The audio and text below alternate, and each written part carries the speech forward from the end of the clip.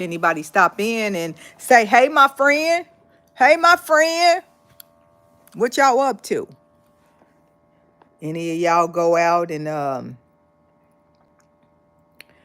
take your fathers out for Father's Day? I wish I could have took my father out. May he continue to rest in peace. He passed away when I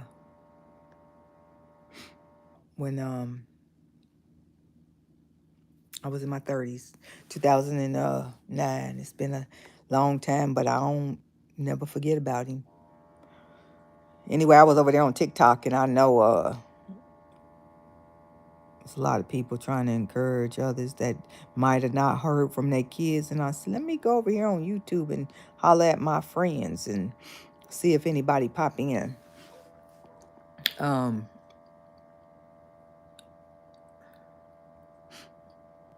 What did I do? I went to the store, picked up a couple items today. Went and sat out on my balcony.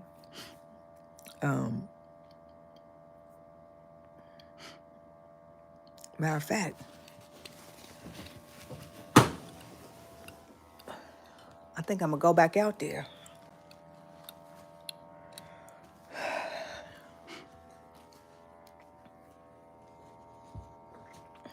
One thing is for certain, two is for sure.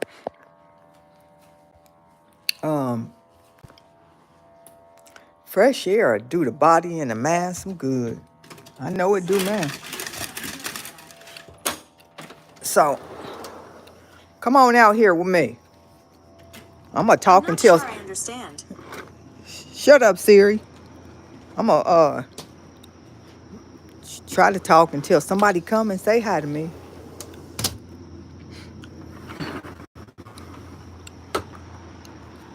Cause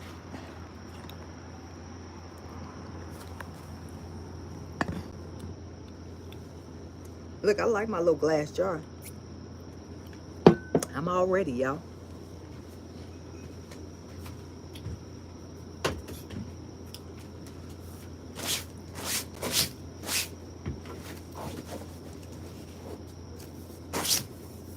I don't want no bugs around me.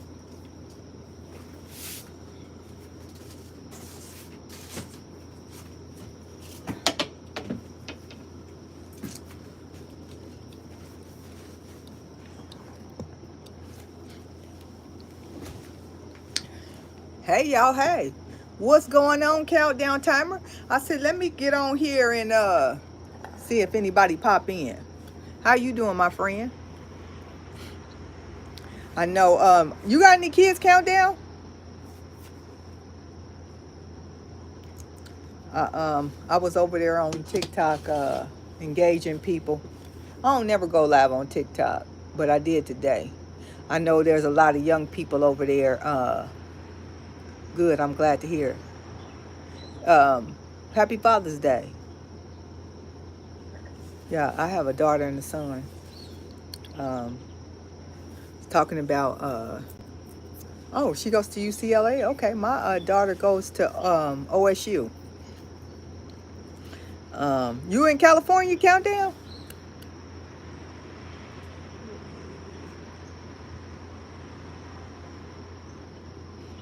I I know it's a lot of people that might be a little bit lonely today because you know, they don't have the relationship with their adult children that they would like, and a lot of times on these particular days like today, you know, they kind of feel isolated and hearts are a little tender. So I like to encourage them to say, if you done did the best you can do, that's all you can do. Fall will be her second year. Yes. Okay. My daughter in the fall. My daughter, it'll be her third year. So we on the same timeline countdown. And also, so my daughter, she'll be in her third year, in fall, and my son, he'll be 30. On the 23rd of this month. My kids are 10 years apart. I got a son and a daughter. Okay, so you just 3 years older than me. Yeah, praise God. Yeah. You know what? For a long time, Countdown, I thought you was a woman until I came over there on your channel and I realized that you was a man. Yep, 30 and 20. Yes. My daughter, she'll be 20 in September. Yep. We got, so it'll be 20, 30, and 50. The Lord's will. I had one when I was 20 and one when I was 30. And don't want, I ain't no grandparent either, not yet. I'm too young for that. Shoot, there's some grandparents in their 30s. But yeah. What you did you get out go to breakfast or brunch or anything today for Father's Day? I know, and you know what's ironic coming out here, on these platforms, it is so many families that are hurting. It's so many strained relationships. Okay, 20 in December. So our kids are almost same age. Um, a lot of these young, what I've come to realize, a lot of these young people don't, it ain't even like they don't even love their parents. It is a lot of strained relationship, and it's sad. And you know, you see a lot of people that have just given up on traditional family, um, and I think it's disheartening. We don't have the pillars in our communities and the leaders that we need to kind of course correct a lot of this unhealthiness that we see in the day. And it's just so necessary. you know I try to at least be a little productive, but it ain't always easy. you know People so focused on stuff that don't matter. you know Topics of importance get drowned out. I got quite a few people that on this platform too, Countdown, that's in LA. um one young lady we always talk, her name is Free, and I was commenting with Free earlier. She in LA. There's quite a few people out there on the West Coast. I've never been to Los Angeles, but I've been to San Jose, and California has some wonderful weather. But I'm interested to see, I'm thinking about doing sports or current events for my channel. Yeah, I think that'd be nice. Well, poll people, you know, so I go to a lot of those like how to grow your channel type, here, and different things when I can. And one of the things that I'm having to get used to is, yeah, you can have an interest, your interest, but if you really want your channel to grow, and which I'm learning and trying to pivot and navigate, is you got to focus on what the people want, not what you want. Hey, Gobi, how are you? Um, so poll, see what people want, and focus on that. I'm doing well. Thank you for asking. How you doing today? But people, a lot of times, what they focus on is just nonsense. Like, I don't care what's going on in the celebrity world more than I care about what's going on in our communities, because we living around these people. I come across so many stories that you wouldn't believe is that really happens, but those stories are closer to us than what the heck is going on with these rappers and celebrities. Yeah, but that's what people want to know. So how I try to pivot is I use those topics, and I still try to. This is how I'm pivoting. Um, Put in a teachable moment. Yeah, you might want to talk about P Diddy, but what's the lesson in this? You know what I mean? And then I have discovered some people more recently, it just blows my mind how toxic, some of these young people are. They in these horrible relationships, just everything about them is just unhealthy, and they have millions of followers. I mean, it blows my mind. I did a video. I just found a girl. Her name is E. Kane. She got into it with somebody in her comments about colorism. Told, I guess, some darker complected girl pissed her off and said something. I don't know what the girl said, but her video during the last, she basically told that girl that she could never equal to her because she light skin and she got a privilege that the dark complected girl don't have. And of course, the internet tore her tail up. But when I started to research her whole timeline and story after story is just toxic, unhealthy, just ignorant to the nth degree. And she got, uh, I don't know how many over here, but I know on TikTok over 4 million followers, and she might be close to 1 million over here. I went on a live on Friday with. I've been reading about that YSL trial. What is going on with that guy that won't answer the attorney? I think. Tell me if I'm wrong, because I've been trying to catch up with that a little bit. He was going to be a witness, and since culturally in our culture, we got that no snitching mentality, which I don't buy into that, because I'm going to tell on you. I'm not going to jail for nobody. Don't do it around me. Don't tell me, because they ask me, I'm telling it. I ain't going to jail for nobody. So tell me if I'm wrong, Countdown. He was going to be a snitch and then realized that wasn't his best course of action. So now he trying to act stupid and ignorant and get a prosecuting attorney a hard time. Is that what's going on? That's his name, Lil Woody. Yeah. Because I was just watching one of his responses earlier, because he trending. That's what I thought happened. And he just on there acting a fool. I think it was the one about when she asked him how old he was, and he said grown. And then when she asked him, like in numbers, he said, I plead the fifth. And then something like he just disrespectful.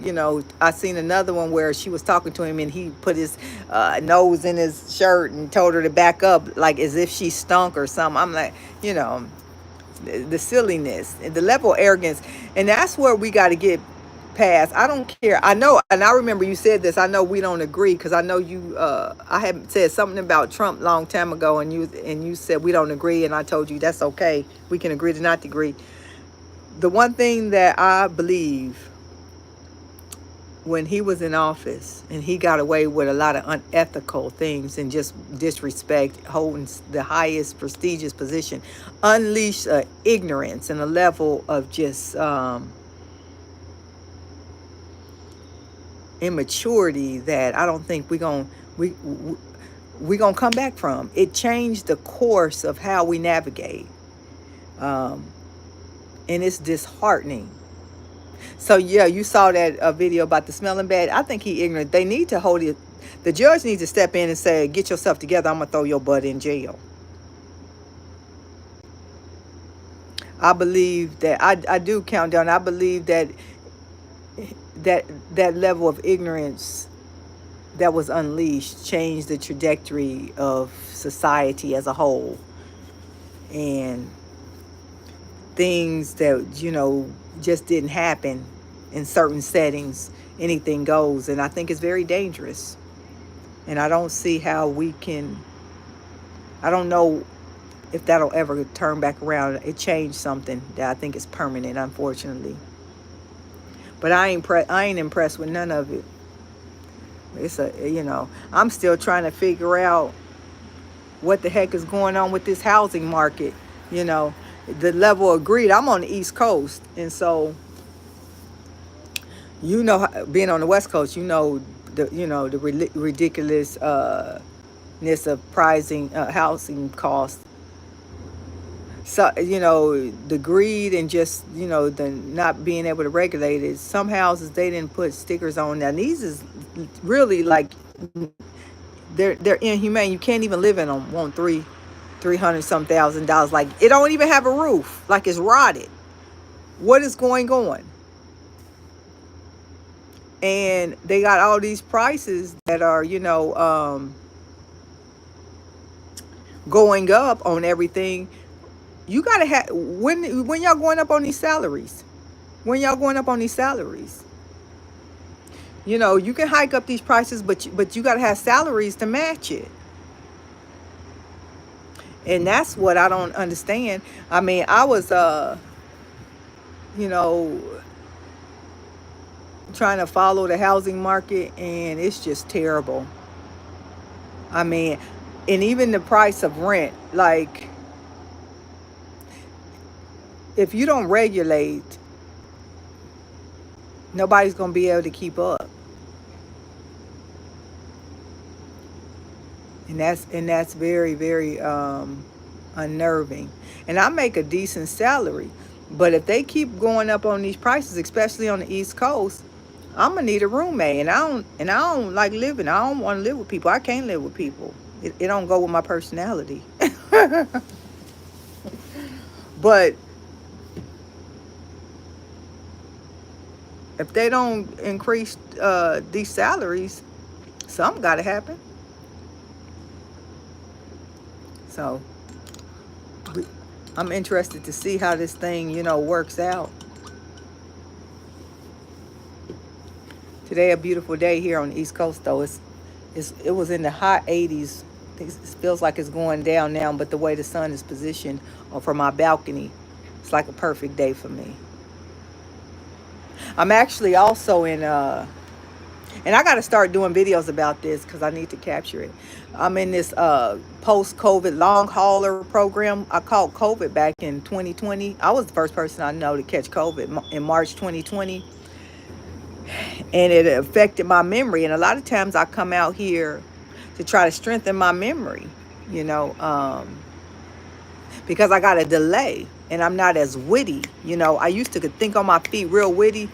Um, I'm not as witty as I used to be. And I know that there are a lot of other people suffering. And I'm just fortunate enough that I had a doctor that was persistent enough that found a post-COVID program study, to try to help people that have long hauler symptoms from COVID, to get well. Because I suffer from extreme fatigue. It's a lot of things, and I know some more people now that also, are having some of the same challenges like me, and that's a real thing. They want to just act like, COVID over with, but COVID ain't over with for some people, and that's just the reality. So I'm glad I was fortunate enough to and you have to be accepted into the program. I got accepted into the program, but shoot, I've been dealing with this for over 4 years. I'm glad I finally was able to connect and find a support group, because it's necessary and needed. So I think I'm gonna start talking about, things I've learned, things that I know, because I know it's a lot of people out here that are still dealing with symptoms from COVID, you know, from a couple years ago. But so much going on in the world, it's hard to keep up sometimes.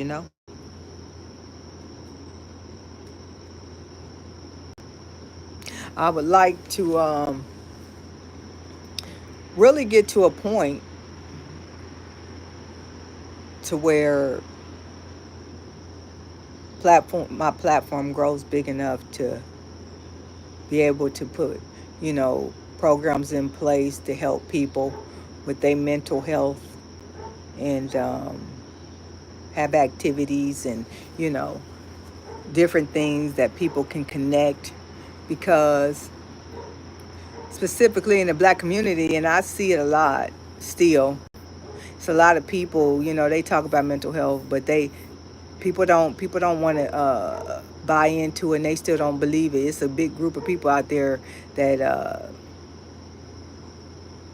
they lack the knowledge they need in order to support, family members and, people in their communities properly, and to really get the education, that's needed in order to push the needle. I want to help the homeless. Yeah. Oh, I know, and that's huge where you at too. Countdown. I've seen a lot of those TV shows that what do they call that? Skid Row? Is it Skid Row? Absolutely. And that's my thing. My desire, why I come out and speak, is my whole goal is mental health awareness and education for Black people. You know, we have normalized flipping out and going off so much so that we think that's normal behavior, and it's not.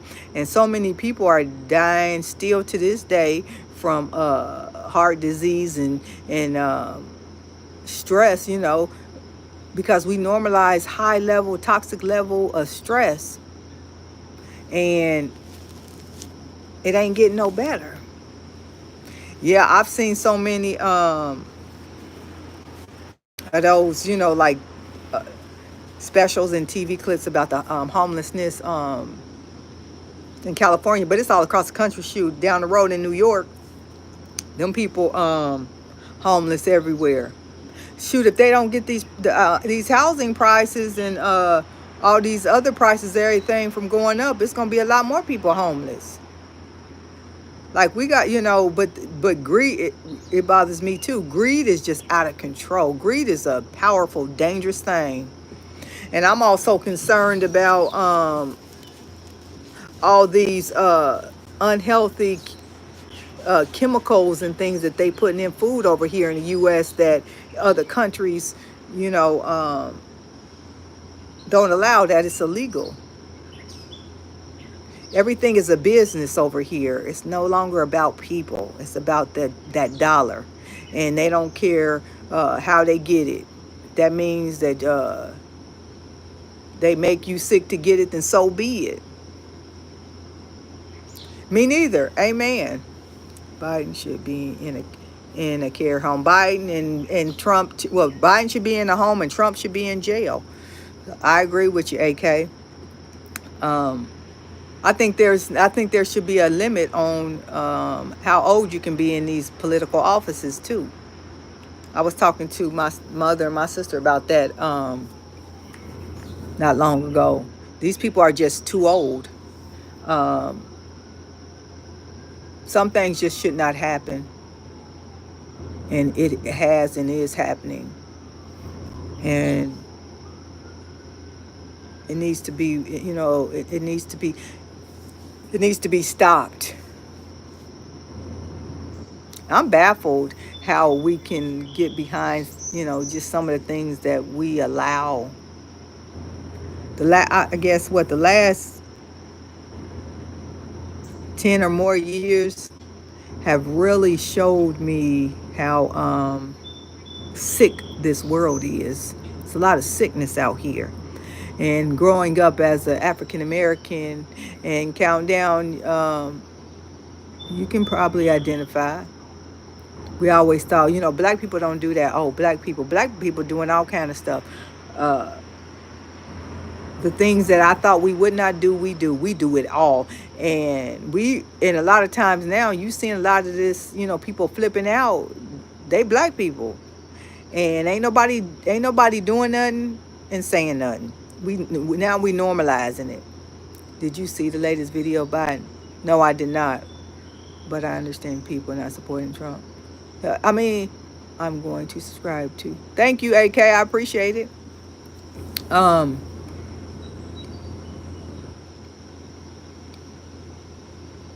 I think it's terrible. Regardless, I think there should be certain ethics that need to be upheld when you are in certain offices. We all have biases because it's nature. Anybody that say they don't have a bias of some sort is a liar, because we are people and we are not without fault. Like, you have to constantly reset to not have biases. It's life. Everybody's human. But to be out here pretending and lying and just being corrupt is a very dangerous thing. I don't care who you are. We ain't checking it at all. We promoting it, countdown. We excusing it. And I tell you something else that I get pissed off about. I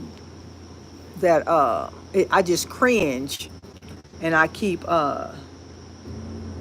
addressing. We got the attitude and mentality of mind your own business. That don't have nothing to do with you. You hating. That is our business. What black people need to understand is when it affects you, it affects me. Maybe not today, maybe not tomorrow, but indirectly. And people need to understand that you have a level of responsibility for the behavior. It is not, people want to say, mind your own business. When I see all this nonsense going on and I speak out about it, this is my business. They be trying to tear me up in the comments, countdown. It don't move me. This is my business. Because, see, I live next to you. My kids interact with you. I might work with you. I'm closer to you than I am P. Diddy. And we need, and that's another thing. I don't support all this nonsense of, they always trying to come for a black man, like what's going on with P. Diddy and them. No. If you did it, you need to account for it. Don't put yourself in situations that they could hold you accountable for these things. Didn't nobody tell you to slip no Mickey in no girls' drinks? Didn't nobody tell you to beat nobody up? Didn't nobody tell you to use your level of influence and money to abuse other people? But see, we get so mesmerized because of that money and that fame that we allow these bad behaviors until we no longer allow them, and then we want to hold you accountable. That also goes with power and greed. Two of the most dangerous things in this country, in the world.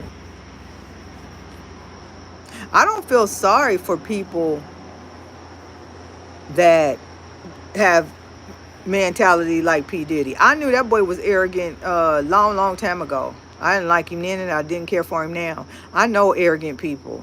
I know people when when you abuse authority. I've managed people.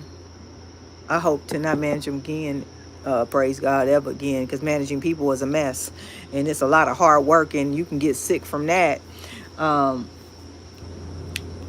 I could tell what kind of leader he was, just because I have been responsible for others for so many years of my life. And everybody that's put over, that has authority over others, aren't leaders, aren't good people. And it's a lot of people out here that are in these leadership positions and positions of powers, and is abusing the hell out of them. And it's really detrimental. You got to be very, very careful with who are in these positions, in corporate America, in the government, just in life. Because a lot of people out here suffering and trying to heal from a lot of pains and a lot of abuse that they done got under the bad leadership of other people. That's a dangerous game to play. A very, very dangerous game to play. And that's not a game that, we want to play.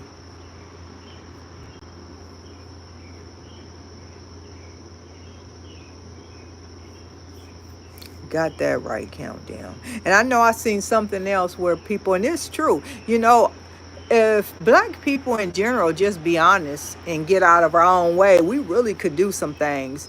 I don't know what platform I was on, but I saw a video recently, and I can't remember what it was about. other than the fact that they say, black people only get upset with the unaliving and things of that nature, when it's a cop that does it, a white person. And a lot of that has some truth. Um, we need to be as outraged with one another. I was on TikTok, and this young man a little earlier, I just recently saw him, and so I started following him because he was shot in the head, and he's had to take. Hey, countdown free. I was just talking about free. Hi, happy Sunday, free. Free in California too. Countdown. Um, somebody had. I was talking about you earlier. Free countdown. He said he was in Los Angeles. I said I got another friend on here that I was just talking to in the chat. Her name is Free. She in California too. And lo and behold, here you are. But he got shot in the head. This young man. I just started. So that must be where y'all from. I only know Inglewood because that's I've heard Inglewood. So y'all saying where y'all from? Okay. See, small world, y'all. Small world. See, Free. I tell you, I feel like I do know y'all. I just ain't never met y'all in person. But so y'all, so I ain't never heard of Hawthorne countdown.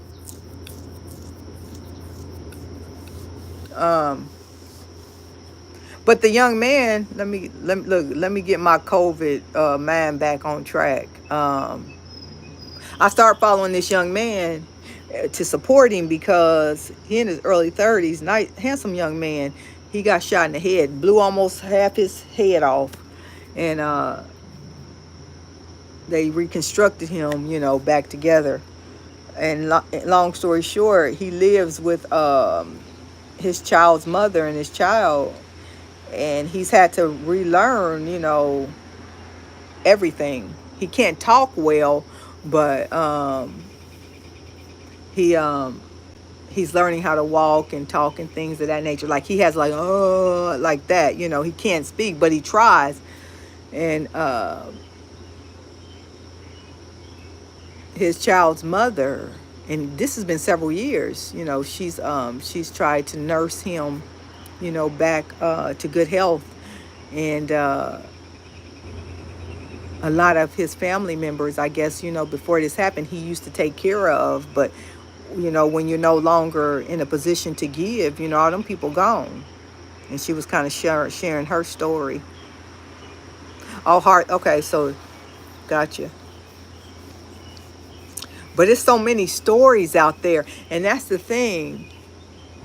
If we just be open and honest and very transparent and supportive of each other, like you don't have to come out here and tell your business, but you can come out here and be intentional. It's so many people out here lying, y'all, pretending to be somebody they not, act like they got what they don't, or everything is just wonderful. They had these great lives, and as soon as they hit the end button, they on the other side crying. There is healing in telling the truth. I tell the truth because it feels good. And I've always been a truth teller because my father taught me that when I was young. And I get irritated with all these people out here lying. And they pretending and lying. And there's so much help that needs to occur. And then you got these people focused on the wrong thing. It's disturbing. Now that is love. When New Edition says, can you stand it? Can you? Amen. That's the rain they was talking about. Everyone has problems. We are here to help. Amen. And that's the thing. And listen. So let me further tell this person's story. Because I guess some people were saying something in comment. I don't know what it was. I just started following them, to show support. I'm very intentional with a lot of things I follow, I follow, like, I didn't know their story, but I saw a young man that, obviously something traumatic happened to him, so I followed to show support, you know what I mean? But something happened in the young lady, because I'll dip in these lives and just listen. When you listen, you learn a lot. And she was saying, like, I guess some people were saying stuff about her or whatever, and she kind of got them in order. She told them, her and the baby's father, they wasn't even together when he got shot in the head. She said he left her for somebody else. And obviously that person didn't last, so she she stepped in and helped him after he dropped her and got with somebody else. And this ain't nothing new. She been helping this man for 4 years now, and for her to still treat him as a man in that way, like, this guy, it's like he's a kid. He's not the same person. Like you can tell he ain't the same person. He can't talk. He's slow. Like, he's not somebody that you would, like, I couldn't look at him as my mate. You know what I'm saying? But she still shows him that level of respect, even though emotionally, that's not he's not equal to her. Like, before they reconstructed his head, half his head was blown off. And then to have, like, his family members, a lot of family members, I don't know what he did, but he took care of a lot of people, and did a lot for a lot of people, and all them people gone. But that his story isn't unique. There's so many stories out here. That's why we all can identify. It ain't too many of us that I have ran across, unless you are really emotionally challenged, that I can identify with you. We all know the same things, differently, but collectively. These new age black folk, they want to pretend and act like they don't know, but we all come from the same place. Your great grandmama or somebody came from Mississippi, Alabama, South Carolina, and migrated. We can only go so far back with our history. And when we go so far back, we can put them side by side in a mirror. And that's specifically the African American community. We are in a very unique situation. Different than the Africans, different than other ethnic groups. The African American is the person that I talk to the most, because we the ones that need to heal the most. And it's a sad thing. I grew up in the Midwest, right? So when I grew up, you was white, black, or mixed. I didn't know any other.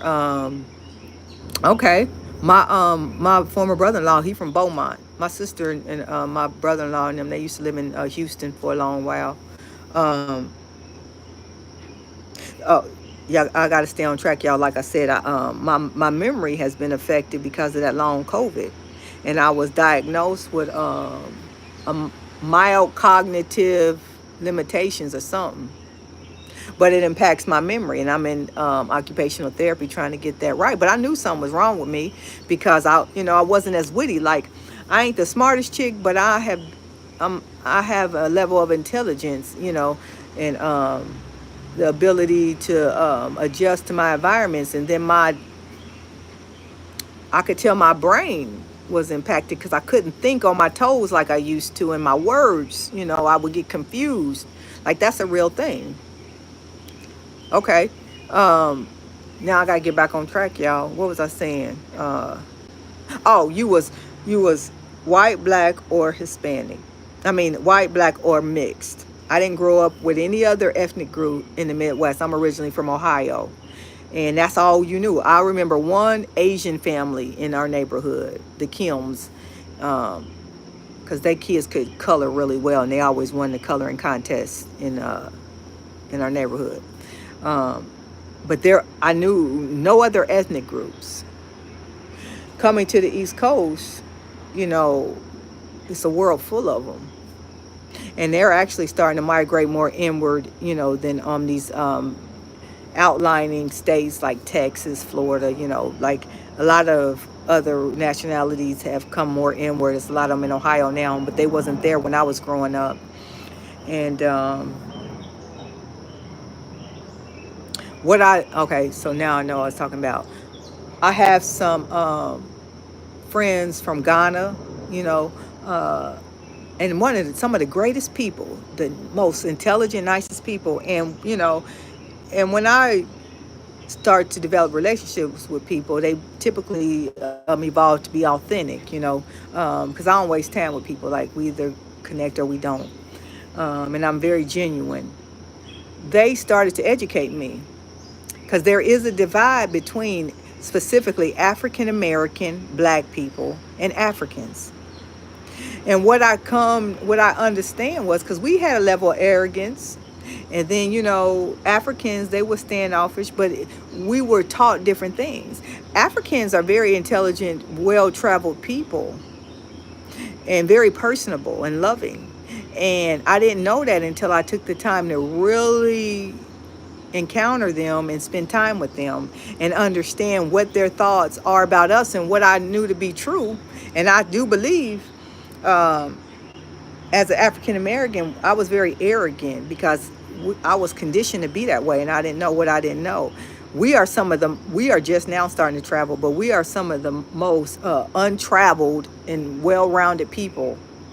So what we knew was what we was taught, from people in America. We was taught, it ain't nowhere that's better than here, and why go somewhere else. Um, it's a beautiful world out there, and you won't know about it until you go find out about it. Just like, I mean, this ignorant, but this is basic. Like, when I thought of Africa growing up, I thought about, like, very poor kids with no clothes on and big bellies and flies. Ignorant. I know people that have been to Africa and I want to go, and they came back, and the first thing they say, they didn't lie to us. It's beautiful over there. It's beautiful homes. Like, it's a lot, specifically the African American, not black African American. We were conditioned and did not know and do not know. A lot of us still don't know. But it's a lot of unlearning and a lot of new learning that we need to acquire. And that's specifically the African American. You know, um, Africans are very well traveled people. They done been places, far many places than we have. We got to get out and see the world and learn what's really going on, because it's just been fed to us. It's this way, and ain't nobody made us well rounded as a culture. And that's something that's necessary so you can get the true essence and big picture of what this world is. And I don't think, I mean, we people of habit and following, just like, it was a big group, Atlanta was popular, so everybody ran to Atlanta, which I think that's ridiculous. Now it's Houston. And then now, they got the mentality, everybody want to go to Dubai. Like, like, it's bigger than that. It's so much bigger, but we follow behind the norm because we conditioned to be that way, and it's not serving us. We got to open our minds and really, like, get a true understanding of what's really going on out here. Because when I look around at a lot of us, I just shake my head like, Lord Jesus, help me. But I'm not judgmental because I was there. I'm just aware. You know what I mean, y'all? Free said, one of my favorite foods is Ethiopian food, and had no idea they had such a tasteful and delicious cuisine, because in my youth I only saw hunger commercials. You know exactly. And that's the thing. That's what that right there. Free. African Americans, we can identify. We know the same things. Listen, I got a friend from Kenya. They got this bread called that they make called chapati. Best bread I ever ate. Matter of fact, his girlfriend, when I was getting well from COVID, he had her make me some, and they mailed it to me from Ohio. Best bread I ever had is called chapati. Growing up in the Midwest, I never tasted ethnic foods because, again, literally, you were black, white, or biracial. I didn't know any other ethnic groups. And coming here on the East Coast, there's so many different ethnic groups. I got some peas, rice, and curry chicken in my refrigerator right now. I got from the Jamaican spot. I didn't grow up eating curry. I never had curry chicken until I came to the East Coast. There's so many things that I never had because I wasn't exposed. You don't know what you don't know. And it was a lot I didn't know. Injera. Is it good bread too free? Okay, it's similar to. So the chapati bread, it kind of looks like that. So I think chapati bread is similar to the naan bread, but they both have the same type of bread, but they cook it different, and it is absolutely delicious. Absolutely delicious. Best bread I've ever had. And that's the thing. I think about that sometime. I'm like, that's crazy. Specifically, like for African Americans, like we don't know truly where we are from. We didn't heard so many stories. I don't even know what a story. I don't even know no more. No, it don't. Not the one I'm talking about. Countdown. Google chapati. They spell chapati Chapti, I believe. I tried to I went to a ethnic store and it says chapati, so I got real excited, right? Because this bread is actually fried. Um, it kind of makes you think about like tortilla, white tortilla. Um, I can't describe it, but it's the best I done ever had. Yeah, like here in Los Angeles, there's so many cultural resources. Exactly, every culture has its own unique experience. And you know what? And that's the thing. So yeah. So you was talking to Free Countdown. Yeah, the one I got. Listen, y'all. If y'all ever come across, and I know my friend, he specifically is from Kenya. If you come across um, chapati that the Kenyans make, try it. I see we got some people in here. If y'all could take a minute and hit the thumbs up, I sure appreciate it. But I love, and that's the thing. And I tell, because see, my family is all still in Ohio, or majority in Ohio. Um, I was deprived in Ohio.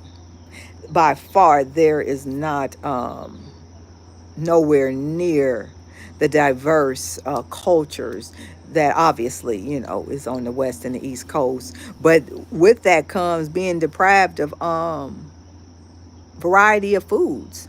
Like I love trying different ethnic foods. You don't know what you don't know.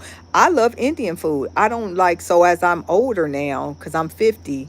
I know you in your 40s, Free, right? And I know Countdown, you told me you was 53. So y'all could identify like certain foods I just can't eat. Like I can't eat real spicy foods. And considering how I'm learning how bad the food is in the United States. It's a lot of food I can't eat because I get I have gastrointestinal disease. It's called GERD. So a lot of acidic and spicy, foods and things of that nature. I can't eat.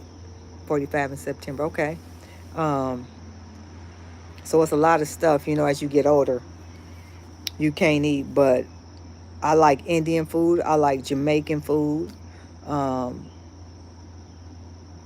it's a lot of different foods that I'm able to try now that, being on the East Coast, that I just wasn't exposed to growing up. And contrary to what people might think, diversity is a good thing. It really is. I know some people, don't appreciate it as much as others, but I'm definitely one. I appreciate diversity. I really do. But I tell you this though, coming to bigger cities, coming from smaller Midwest cities, it's a challenge because it's not very personable. When you when you move to these bigger cities. Like I live next to people, and I like growing up, and even in before I moved to the East Coast, I moved to the East Coast in my early 40s. Um, I knew my neighbors. I knew people I lived around. I don't know the people I live around, and I done been out here 7 years. I don't know these people. I sound like my mother. My mother always say, "I don't know them people. I don't know these people." But yeah. But you know what though, y'all, we have to stay at this. And counting down. Make sure you like do your channel and just keep going live. Like I've been at this little over a year now. I be trying to learn stuff. I still gotta grow, but I ain't gonna quit. Listen, with the way the world is today, YouTube is my only hope. True. I really don't know my neighbors. I don't. I used to know my neighbors. I don't know them. I don't, and some of them I've lived around for a little while, but you don't know people you live around no more.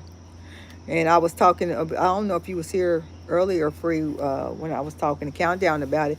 Like, I had, looking around, but the housing market is so terrible. Um, okay. What time you going live, Countdown? Um, Housing market is so terrible. You can It's too expensive to look left or right. They're gonna have to do something. They're gonna have to raise these salaries. Is what they're gonna have to do. I'm really getting very upset with the government. Well, if you laugh and I'm around, I'll stop in. I was surprised that one time I seen you laugh, and I went over there, and I was like, "That's Countdown." Got you. But I tell you something. Those are both very popular. So you actually have two topics that are very popular. But I be getting tired of talking about. I be trying to find other things other than celebrities. But like they try to teach you, it's about what the people want, not what you want. If you want to try to grow, so I try to at least throw my spin on it. But I really don't give a damn about P Diddy. I don't. But I want to start when I get my energy up. I want to start doing a lot of take the train because I'm only an hour away from Manhattan. I can catch the train, get on the train, and get off at Times Square. I want to do a couple of those.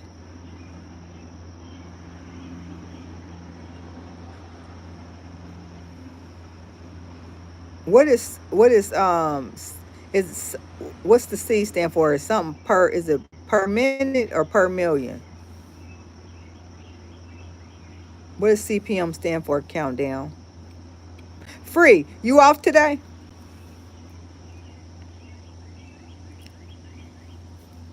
I need to go for a walk. But one of the things, long haul COVID people that I'm connected with anyway, that's in my group. Um, I know what it is, but I didn't forget. I'll have to Google it. That's another thing that I'm working on. Good for you. Um, is my memory. Going to my therapy. Like that's a real thing.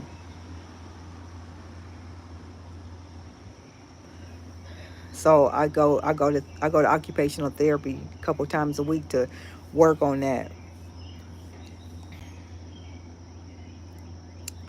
But yeah, y'all. I'll be glad when you look. I'll be glad when I can come on here like everybody else and talk about how YouTube didn't change my life. For real. I'll be trying to learn stuff.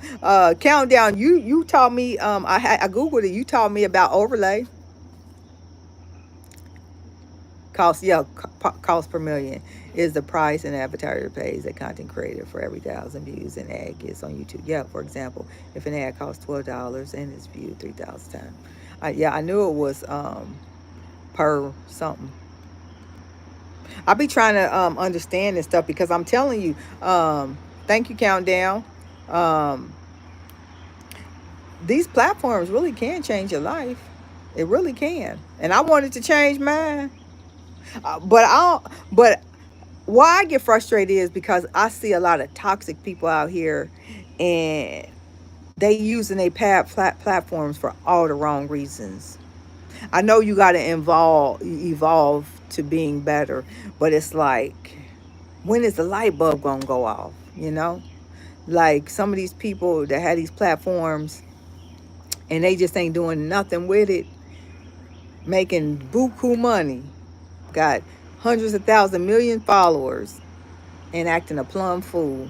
I don't understand. I just don't understand. Oh, have you? Yep. I use that CapCut. That's the only way I know. But I mean, I Googled it, so I try to. And then some people don't like sharing information either, which is silly because what's for you is for you, no matter, helping people understand these, like these apps and stuff. That ain't gonna take nothing from a person. You know what I mean? And yeah, I appreciate that. Me too. I share too. You know. But I think, shoot, anybody that can throw up a video, throw it up. Because there's a lot of idiots out here throwing up videos. So, if I got something that I think can benefit somebody else. How Countdown, are you pretty tech savvy? I be trying to learn this stuff. I actually bought me one of them cameras, the Sony vlogging, that white camera. I ain't used it yet. I gotta quit buying stuff. I be buying stuff and not using it. Because I'm a chick, so I don't be wanting to read the instructions. I gotta read the instructions though. But I gotta remember too, you can YouTube it. But I got the Sony, I think it's EV1, the Sony EV1 camera. It's a vlogger camera. I'm gonna start using that. Listen, you ain't gotta tell me about trust. Cause the truth of the matter is, people out here, it's a lot of scammers out here. It's a lot of people out here gaming people. I mean, that's another topic. If you want to piss somebody off, talk about these them pimps at the pulpit, these fake preachers. Every time I talk about one of them, I get good numbers. But that's another thing that I don't understand. How people, religion has always been, taboo in one of those areas, that can affect the masses. But some of these people are just so obvious. I don't understand how they have a following. I want to work behind the scenes. Yeah. I don't care how I work. I can work in the front or the back. I just want that check so I can free myself. Um, but these pimps at the pulpit, it's free. I ain't lying. You want to go viral? Start talking about these pimps that's pimping people for the offering plate. They really are too. And then they get mad. Like the one guy. I mean, ain't nobody without fault. That goes without saying. But this man has slept with a congregation. Now he engaged to the co-pastor. And then you want to say, mind your own business. And it's always us talking about people. I didn't tell that pastor to sleep with all them women. And when you are in a position of leadership, you are held with a certain level of responsibility and accountability. And that's like us, excusing bad behavior. We got to quit excusing bad behavior. That's the problem. We have excused so much bad behavior. And then we got the nerve to be cocky and bullies. We bad about that.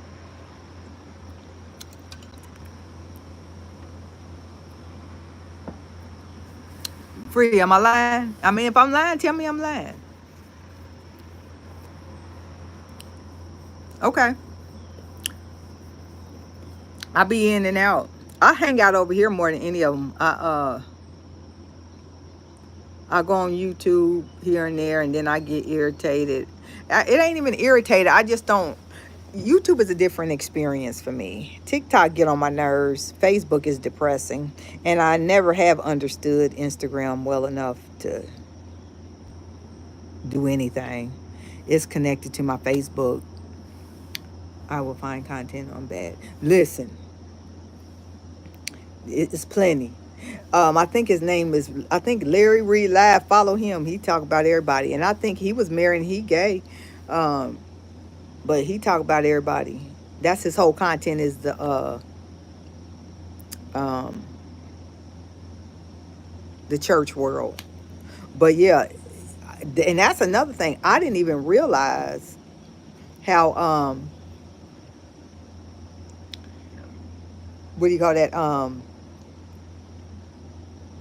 All the mess that be going on in the churches. It be more stuff going on in the churches than in the hoods. I'm like, whoo, hey, the church arena, for real. The church arena is a hot topic. I done learned a lot. I'm like, these churches is something else. They actually scary. Yeah, you can get people that I'm telling you. Look, every time I talk about them pastors, I get some views, but you get a lot of controversy too with it. But I don't care. I'm gonna say what I gotta say, and I stand on it. Um, these pastors out here sleeping with the women, and then they materialistic. You know, it's it becomes showboating. Uh, just like when I talked about when I posted that about Keon Richardson, Shawnee's husband, that told that lady to hush. People was pissed about that. People said that he was talking to the demon. People said he was talking to her. Like, I'm still getting comments off of that thing. I talked about and then pivot. You want to talk about a celebrity over on Facebook? You want to go on Facebook and you can piss them all off. Just give your opinion. That group of people is so narrow-minded and stuck in their way. Uh, give your opinion about anything, you'll go viral because they gonna be pissed and going off in the comments. When I said Ashanti, she got back with Nelly too soon and got pregnant, that pissed them people off over there. Said I was hating. They ain't married. He left her for 10 years for another chick. Soon as she get back with him, she pregnant. I meant what I said. I said, quit supporting these unhealthy relationships. That's part of the problem. They didn't want to hear that. They was pissed. Don't even waste your time. Don't. Facebook is miserable, for real. Facebook is a miserable group of people. Well, Facebook started off with what? All the people that you knew, and then evolved like, so a good 1,200 of those people I know personally. I think I got like 9,300 people I'm connected with. 1,200 of them I know them people. Like, I grew up with you, I'm related to you, I used to work with you. Outside of them, the other 8,000, I don't know them people, and you get your opinion, people be pissed. Like, for real, they be pissed. Yeah, Facebook is, I'm telling you, I said, and Facebook is, the crowd on Facebook is a part of the problem. Them people over there stuck in their ways. You can't tell them nothing. They messy as hell. Um, they ain't trying to change. They the ones with that mentality, is my way, the highway. You got some of them over there. They ain't grew up. You too old to act the way you act.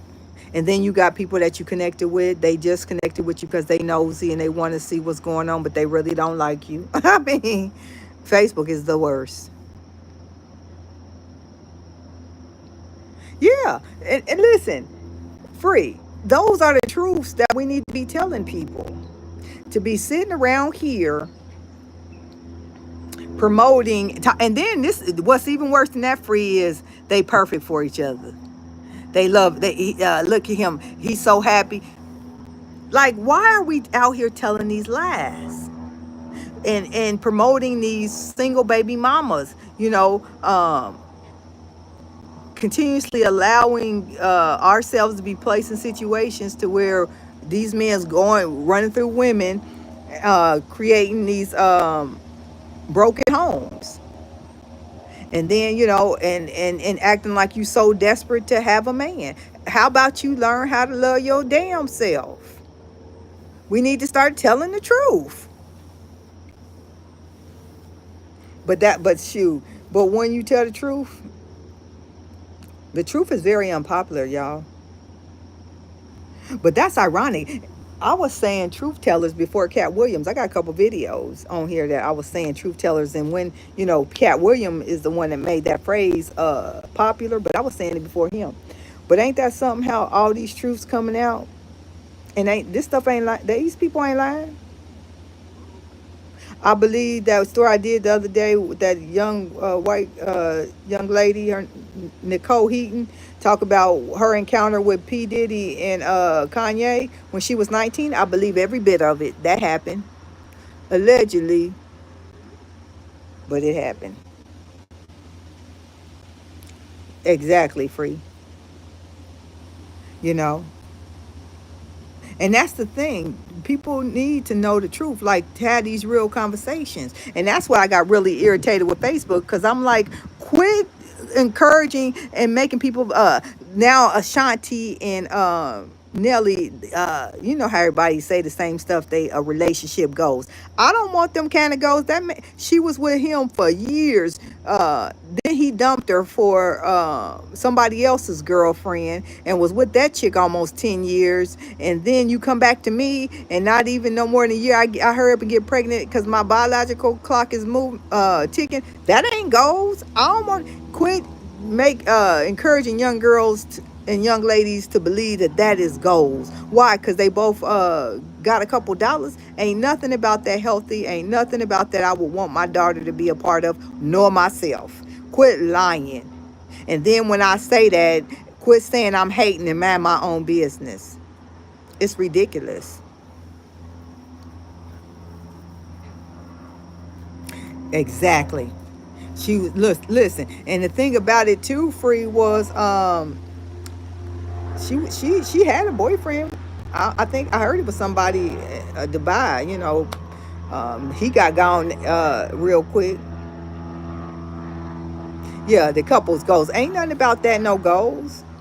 Ain't nothing about that relationship, and we need to quit encouraging that, and then trying to bully others when we correct it. We are a culture of exactly. His that Chantel girl was one of Floyd's chicks. She dropped Floyd and he dropped Ashanti, and they was together 10 years. Shanti went on because she didn't have no choice but to go on. But that showed me Ashanti didn't heal. And then you got people saying they was always made for each other. That ain't made for each other. That's somebody that accepted bad behavior and didn't heal and go on and put her standard high enough to say, you had your chance, you can't come back this way. We need to quit lying out here. So many lies that they tell, and that's why we got all these bad relationships, all these broken homes, all these chicks. And let's be honest, a lot of these people that have emotional issues and conditions because of bad relationships. A lot of people that have emotional issues, somewhere they got it from, and it ain't got to be, I'm talking about any type of relationships in general cause a lot of people's issues. And that's the truth, be it personal or professional. And we need to quit normalizing these unhealthy relationships. It's one thing if you're in your 20s, but she's too seasoned to be chasing. Listen, like you said, she had her body in shape. You know, she was getting her paper. Now she walking around here wobbling, looking like her ankles hurt. And still ain't married. And can't nobody tell me. But again, we all alike more than we not. We know the same things, whether we admit it or not. Her biological clock was ticking. And that wasn't no planned pregnancy. You can't tell me Nelly already had kids, grown kids. Nelly wasn't trying to have no more kids. He just got to roll with it. You know why I know that? Because if Nelly was with it, they would have did it the right way. He would have asked her to marry him. They would have got engaged, had their big wedding, got married, and then it would have all went the course that it should go, and it would have went in a very paced way because her biological clock. She took the opportunity to get pregnant because he might have been drunk that day, whatever it was, uh, and now here we are. Tell the truth. Quit and quit saying I'm hating because I know the truth. She ain't did nothing that we ain't seen or done ourselves. I know a lot of chicks. I'm the youngest of 5 girls, and all they friends. I done learned a lot of lessons off of other people. If I don't know nothing else, I know a woman. I know. I know. Uh, Ashanti Free. You know I ain't lying. She she she took her chance. She saw her chance and she took it. So now, and everybody hooping and hollering, talking about they perfect for each other. That irritates me every time I hear it because I'm like this we just terrible. But he ain't got no choice but to smile because everybody looking, and he know down the drain off of him if he be pissed and and tell the truth. She trapped me, so he can't do nothing else but smile. You know I ain't lying. Exactly. I don't want to be that kind of one. I don't want to be with you for years. You dump me for another woman because you think the grass is green on the other side, and you didn't just dump me. You stayed out there for almost a decade, and then you come back. I don't want to be that special. I ain't gonna be that special. Look, at 50 years old, this is truth, y'all. Let me tell y'all this about me. Like I told y'all, I'm the youngest of 5. My my siblings are all females, 5 girls, same mother, same father. I'm the only one of my sisters that have never been married. And I'm okay with that, especially. And at 50, I probably won't, unless he got a lot of money, because, like, at this stage in the world, it has, I mean, at my age, like, there has to be a purpose. Like, like, it has to make sense. And then you got these men out here that's hustling women. I'm not sharing my pension with, like, I'm not desperate. I believe in giving. I've always helped, but I ain't gonna let nobody play me for my benefits. It ain't gonna happen. Free says she saw her chance, but see her worth. She has the power, but has fumbled the bag. Yeah, and you know what, and that's what I say. Like, we can't buy into all this. How we believe people are and their relationships are, because the more and more we look at it, how the truth, just like, Cassie, people would have thought Cassie had the best life, right? you know all the stuff that girl went through. It ain't enough living at the Wisteria Hotel, enough designer clothes, cars, going to Grammys. It ain't enough. It ain't nothing in this world that is worth going through what she went through. But on the outside looking in, people, they created in their mind this beautiful life that girl had, and that girl was living in hell. That's a night. And I believe that she will forever be healing from those experiences, because them was some hell of experiences. If that were me, I wouldn't even go public with him until we married. Exactly. The way it ended before, and he immediately started dating that other woman. Listen, and he didn't just immediately start dating that other woman. He was showcasing her. He was loving on her. He showed so much public affection with that woman. I don't even know how Ashanti ain't still healing from it. The shame of it all. That man didn't just like that other Chantel. He loved that girl too. He ended up, it started off as lust, but it turned into love. He was with her almost 10 years, or if not 10 years. And, as time went on, the excitement wore off, but he still had love for her. That's why he stayed so long. So, all that they was Nelly and Ashanti was made for each other. He just so in love with her. Is that right? Is that why he left for 10 years? I don't get in that foolishness. That's not, I don't get into the lies. The lies don't help nobody. Truth is a very, it's a very good feeling. Truth is a very, it's healing. It really is. And not that truth feel good all the time, but there is power in the truth. That I know. And you got all these people out here just lying. They really are. Lying and hurting. And that's why I don't understand. I don't understand within the black community why mental health is not talked about and supported more. It's just not. We so busy covering up the truth. Like the one girl, that I was telling y'all about, that got over 4 million followers on TikTok, that talked about colorism, Kane. She does very blunt stuff, so she has hair issues like a lot of black people. Alopecia, I think. Like she missing hair. Young girl, she don't have no hair in the middle, and it's like all patchy, and she'll take off a wig. Everybody's so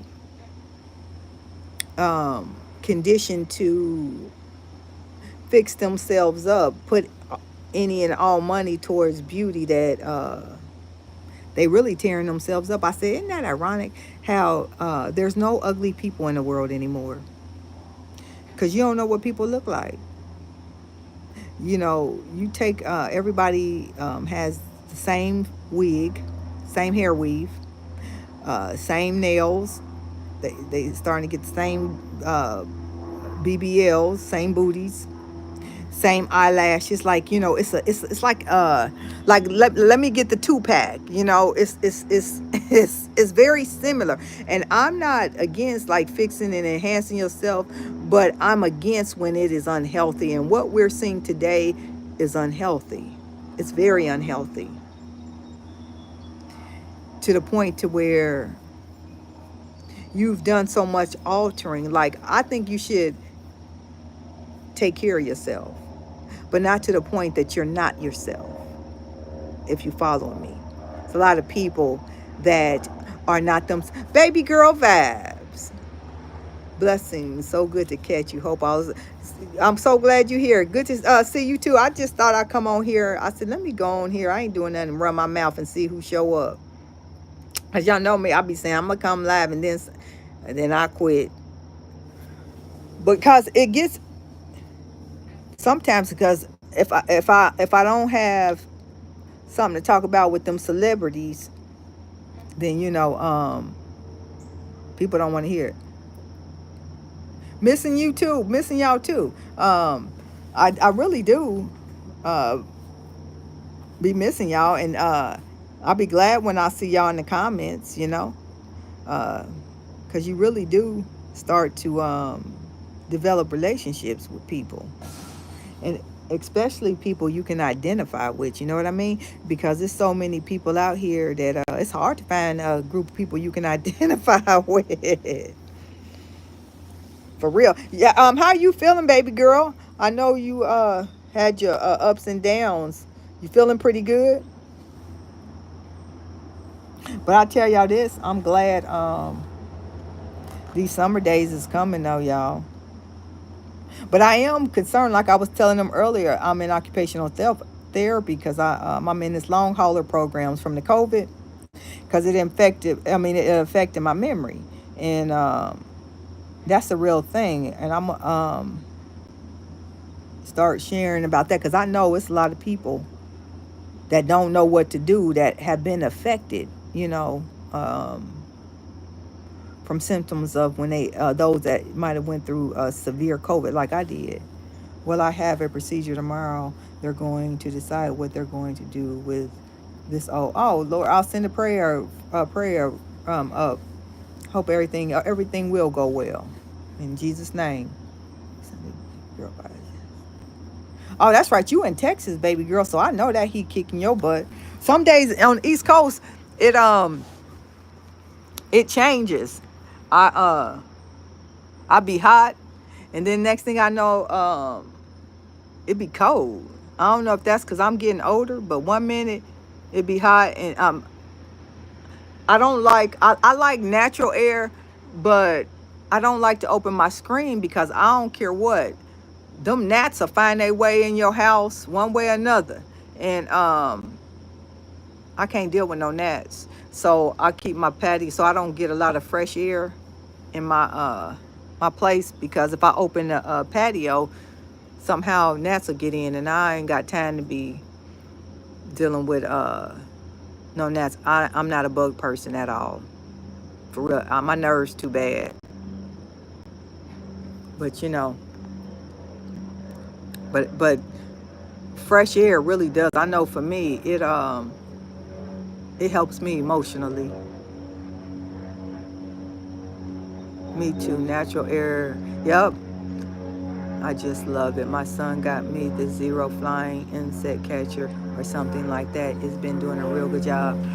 Oh yeah, Zevo. I know what Zevo. I got the Zevo spray. So the insect catcher, that's pretty good too. I have to get that.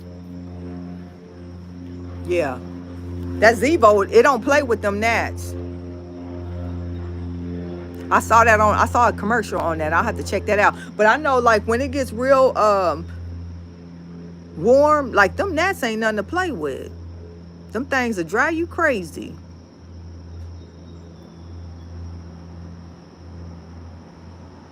Yeah, for real. But I like nature, and I like fresh air. I really do. I know I used to spend a lot of time on my patio, and then after the pandemic and COVID, everything just like stopped. And now I'm trying to spend more time, um, outside, trying to get back aligned with as much normalcy as I possibly can. And really glad that I got some support, with my therapy, because I suffer from fatigue from COVID. And like I said, my memory, my migraines, getting older ain't no fun, but you got to just stay in the game. And I know that Texas air ain't no joke. What you laughing at, Free? What I done said that's funny? Oh, let me tell y'all something else that I'm just, we just talking. We ain't got no topic, but this is another thing I'll be irritated about. I'm tired of seeing these people, and it's a shame. Um, that mukbang, I didn't know what mukbang was until probably no more than a year ago. But how we out here just eating ourselves to death. That's a shame. That's a shame how we encourage that. Yes, that thing really works. I've caught bees. Oh, okay. I'm gonna order one, baby girl. Thank you for that. Yeah, but I follow. That's right.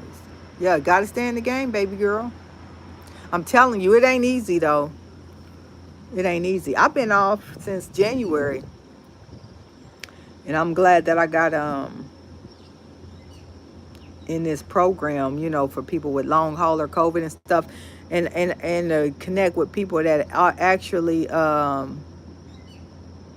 going through some of the same struggles, that I'm going through, because it ain't no joke, It ain't no joke to develop new symptoms and you don't really understand them because you ain't went through them, and then not have support when you going through something.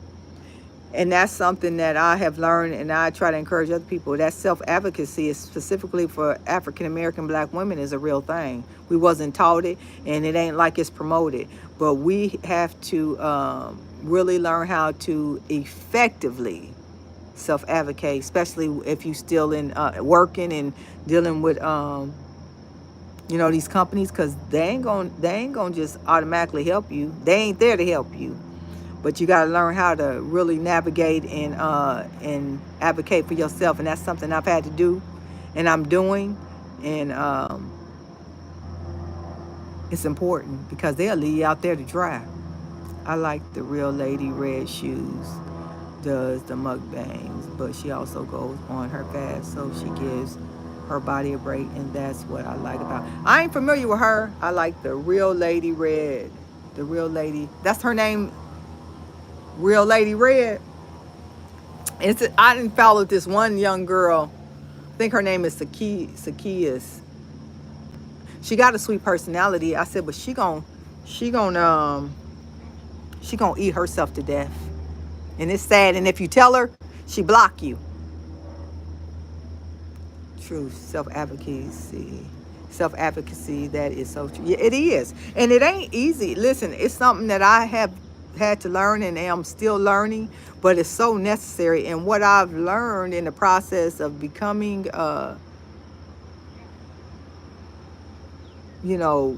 more strong and advocating for myself is a lot of us don't know how to do that, and they ain't trying to teach you it either. But I'm gonna do it, and I'm gonna keep moving forward. Baby girl vibes. So you said you going to the doctor tomorrow? You got to go in the hospital tomorrow? Everything a work out though. But I'm so glad that y'all did catch me. I sometimes I be wanting to come live, but when you ain't got nothing to talk about, and then sometimes you just don't feel like it. You know what I mean?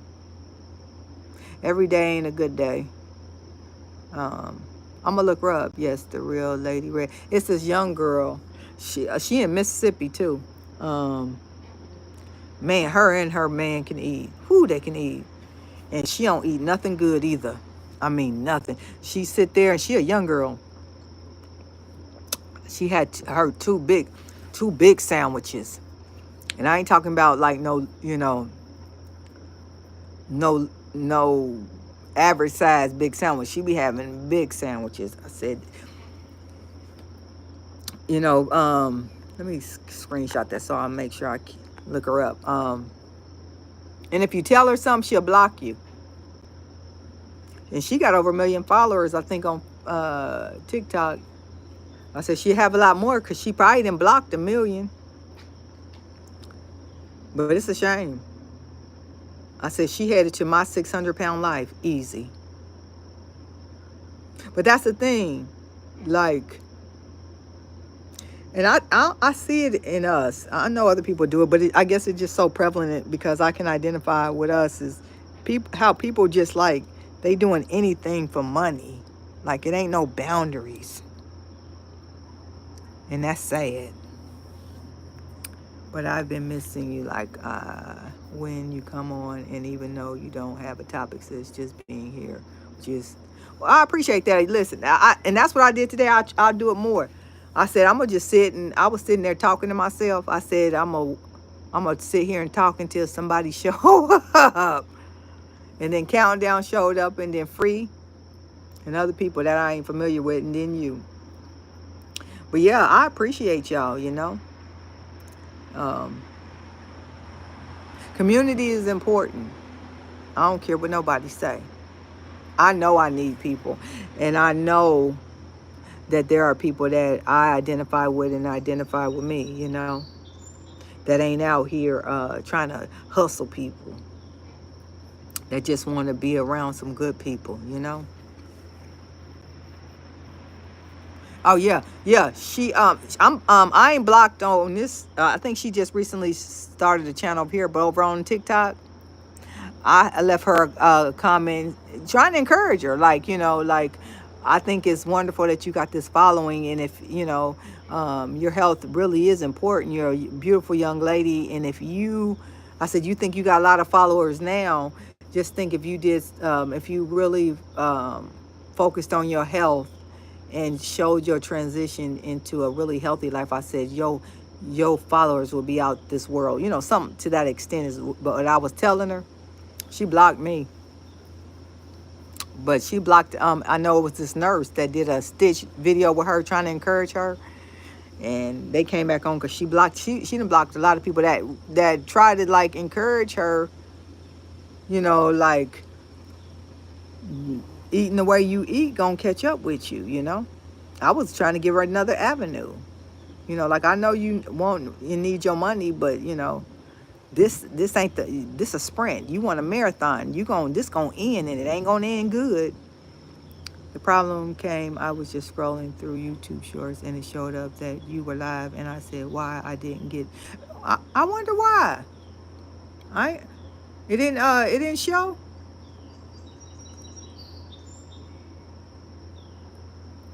You got that right, Free. And they addicted as hell. I wonder, hey Free, did it show up that I was live when you or you just so happened to stumble upon me? I wonder why. I'm gonna have to ask the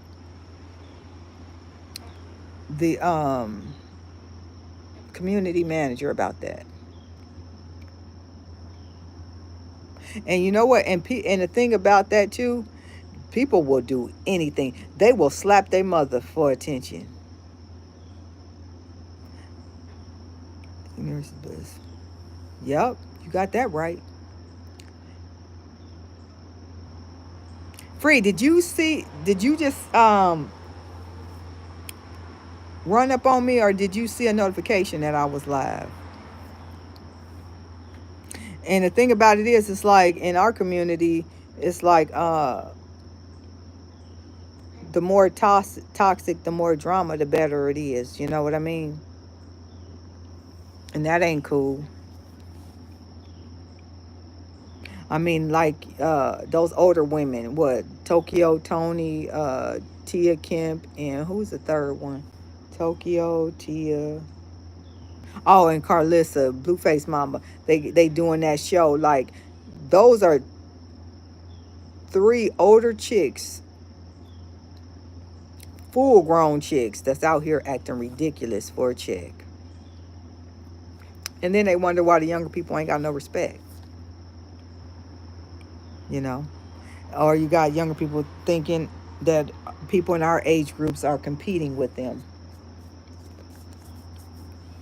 It's no, it didn't show. That's how I ended up here because after I was just scrolling and scrolling, it showed you. I said, wait. No, I was asking Free. Okay, I might find out. I don't know why that is.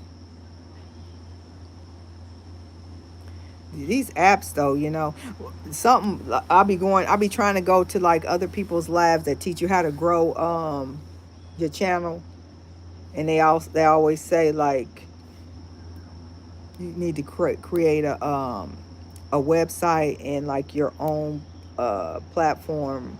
So like if something like YouTube and them, they have control, and if something happened, you know, you don't want them to have control to the point to where you don't have the ability to connect with or contact people that you've built a network with. I said I'm gonna learn how to create an email list. Yes, ask them because I was just like I said, just scrolling through the shorts and you popped up. Another thing I noticed is that when you post something, it'll show up like later. Okay, let me screenshot this so I can ask them. Yeah, I wonder what that is.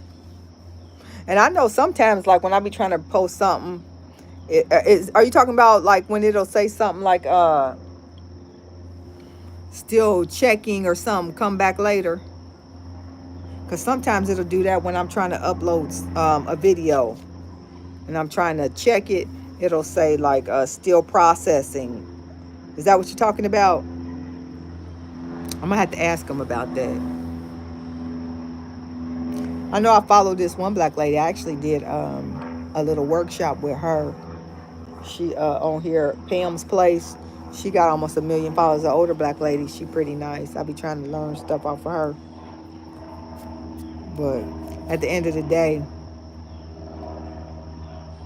people either gonna connect with you or they not. You know what I mean?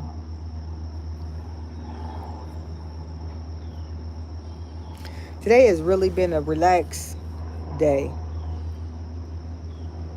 Are baby girl vibes? You're on Central Time, right? Are you on Central? It's 5:50 your time, ain't it? I think y'all an hour behind East Coast, if I'm not mistaken. I think that's what it is. But yeah, I'll start coming on more baby girl vibes, and just I'll just sit here and if somebody show up, cause I gotta get my numbers up anyway, and wait and see if somebody show up, cause I don't be doing nothing. Yeah, that's not cool at all, and I agree with you. What you saying? If it's ain't toxic, it ain't going to get pushed up, and and I really feel like that, baby girl vibes. You acting a fool? Is something wrong? All day long. Something that might benefit somebody, it'll sit there. It'll sit there all day long. And that ain't cool. Because when we look out here on these platforms and we see these trending stories that just are unbelievable stories, a lot of them people look like you and me. The day of, oh, black people don't do that, it's over. We the ones doing it. And ain't nobody talking to, about what's going on, why these people flipping out, you know, ain't no resources being put in place. Ain't nobody talking about these things. And all I see, I can pull story after story about we flipping out, and ain't nobody doing nothing. Ain't nobody doing nothing at all. And that story only get a couple views, but you talk about some mess that really don't matter, you get all kind of activity. You talk about the downfall of P. Diddy, you get all kind of activity. It's this young chick in Ohio. She went from, and I just found her story. She went from California, Ohio, and Florida. She asked them to keep her in locked up. Yeah, I did one-on-ones. Yeah, I was in a workshop with her. Yep, she a nice lady. Pam's Place. I got one more workshop with her. Yep. Um, to try to learn, off of her. Nice lady. Um, okay, yeah, hour behind. Well, see, like that's a symptom of the long COVID. I was gonna tell you something, baby girl vibes, and my mind just went blank. And it happens a lot. But coming out here on these platforms, I try to strengthen my mind and try to, work my mind to try to get it back strong. I knew something had happened to me. I just didn't know what it was. But I have a mild cognitive delay or something they call it. Like I have to write stuff down. I have to put prompts, reminders in place, because if I don't, it's like it never happened. And I think some of that, well, they think so. It's part of post COVID, long haulers, but I think it's a combination of that high stress work environments, being exposed to stress for uh, too long of periods. You know, people want to associate mental health with being crazy, but it's a lot of things that affect your mental health. These work environments, and a lot of African American women specifically, get these high stress jobs and constantly exposed to very toxic high levels of stress, and we normalize being put in those environments and don't realize it's to our detriment until one day pop, something break. It's a reality for a lot of people, and I know it exists. I know it's a lot of people out there dealing with it. And if they don't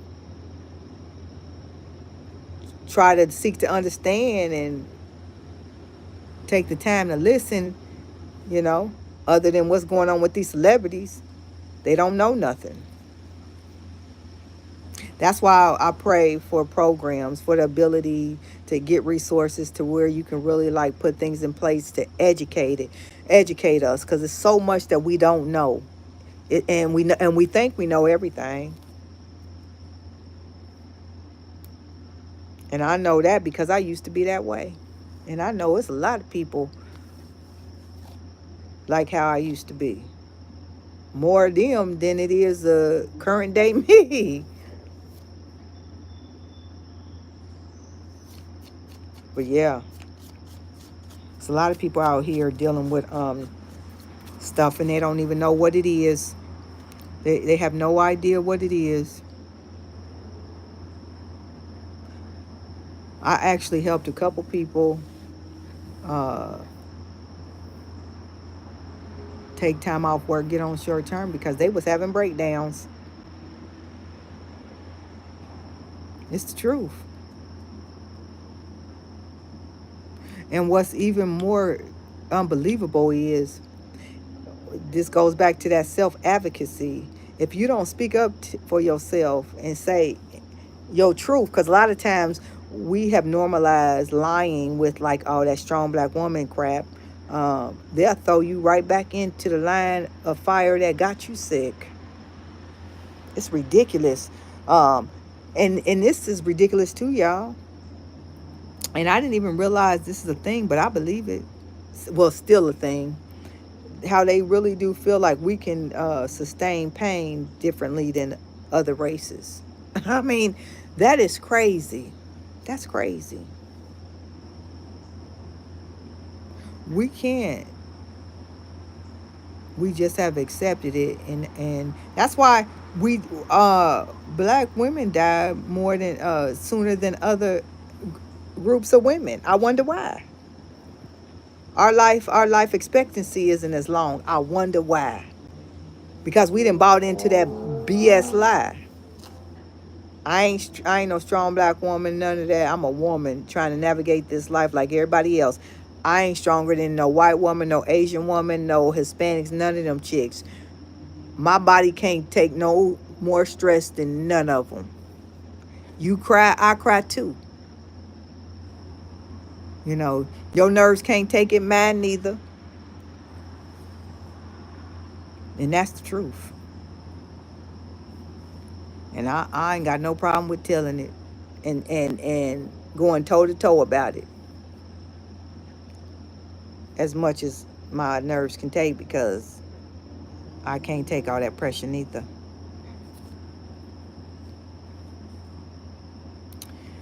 But yeah, y'all, I'm glad. You know what? Every time I come out here, I typically run into Free and You, baby girl. My son, I know you was following my son, baby girl. His that's what we great at, Free. But we great at masking it, and we great at buying into the belief. I really did have that mentality, that strong black woman. I bought into that. I really did believe that until I got sick as hell. Until I got sick and I couldn't get well. Until the gates of heaven opened up and showed me the truth. I've been pissed about it ever since. Because I bought into that mess. I believed that. And all that is setting us up for a quicker death, to be the blunt of the abuse. Listen, put up a prayer, y'all. We gonna all meet one day, because God gonna make sure that happen. And uh, that vision He showed me, to where we can really come together and educate and support each other and heal properly, is gonna happen. I believe that. I'm a hold on that until I get up out of this life, because it's far too many of us that just don't know what healthy look like. And I know, just because I've made it a point to try to understand with my kids, there's so many younger people than us that are suffering. But what becomes dangerous is, like, our age groups, we still, even though we might have not had, some of us, not the best relationship with our parents, but we still had a level of respect. And also, our parents could capture some of our attention. Some of these young people, it ain't nothing you can do with them. They hurt, they unhealthy, and they dangerous. Now, what you gonna do with that? It's it's a real state of events that's happening out here. I know I was talking to this. Well, he made a video and I stitched it. He was saying he got 5 kids, right? And he said he didn't get not one gift from none of his. He's never gotten a Father's Day gift from none of his kids. And he was a present, very active father. He actually won the Father of the Year award, like, for his level of engagement while his kids was in the schools. He said he won it several times. He said, but he let his kids' mothers. He had 5 kids by 3 different women. He let one of them was a set of twins. Disrespect him as his kids was growing up, and he never did respond to them, because he didn't want his kids to ever see him disrespect their mothers. And he said that he's never gotten a Father's Day gift from his kids. And I was saying, you ain't alone. It's a lot of people out here. I said, their kids not only don't like them, they don't love them. It is a lot of strained relationships. And then you get people that come out here that pretend like they had these great and these healthy relationships with their kids, and they just don't. Case in point, my ex, we friends now because I don't want him. So, and he did a lot of work, because if you can't do work on yourself, then I can't deal with you. So, and he had cancer. I think when you have cancer, when life start knocking at your door and it might say, I'm about to take you on out of here, you start getting real serious about life. So he all right now, we cool. But I don't want him. So anyway, he got a daughter. And when I dated him, he used to have this, to me, he made up in his mind this type of relationship and this type of life his daughter had, and it just wasn't reality to me. Case in point, you got that right, baby girl. I don't. We can't be friends. I don't believe in dealing with people and I'm still hurt or hurting. No, I don't believe in that. I don't do none of that.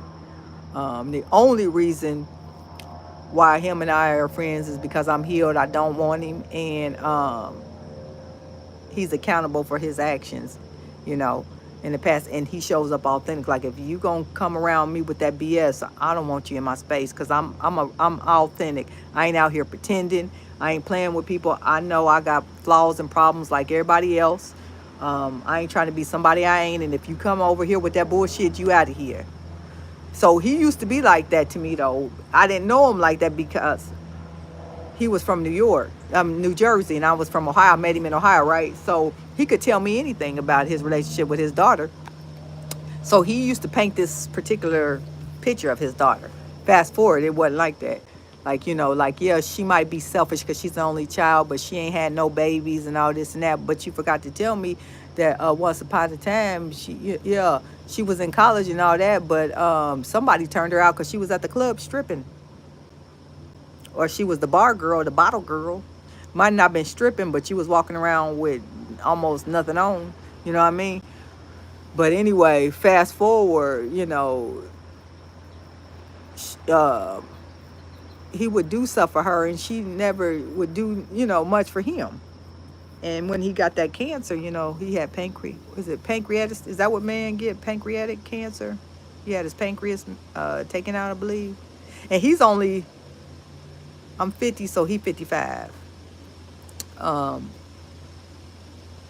I said, quit making the relationship what it ain't and accept it for what it is. Because you have created a relationship in your mind that just don't exist. And you ain't hurt nobody but yourself. You put, you sitting around here trying to create a relationship, and something happened to you, and you in trouble because they ain't coming to rescue you. What you say, baby girl, that's how I am with my first son's father. He sends me a happy Mother's Day all the time and thank me for raising a good son, and I give him the finger. Amen. No, it's called, okay, prostate cancer. So that's what he had. So he had his prostate taken out. And I think that really shook him, right? And helped, him to get real and heal. He got real and healed.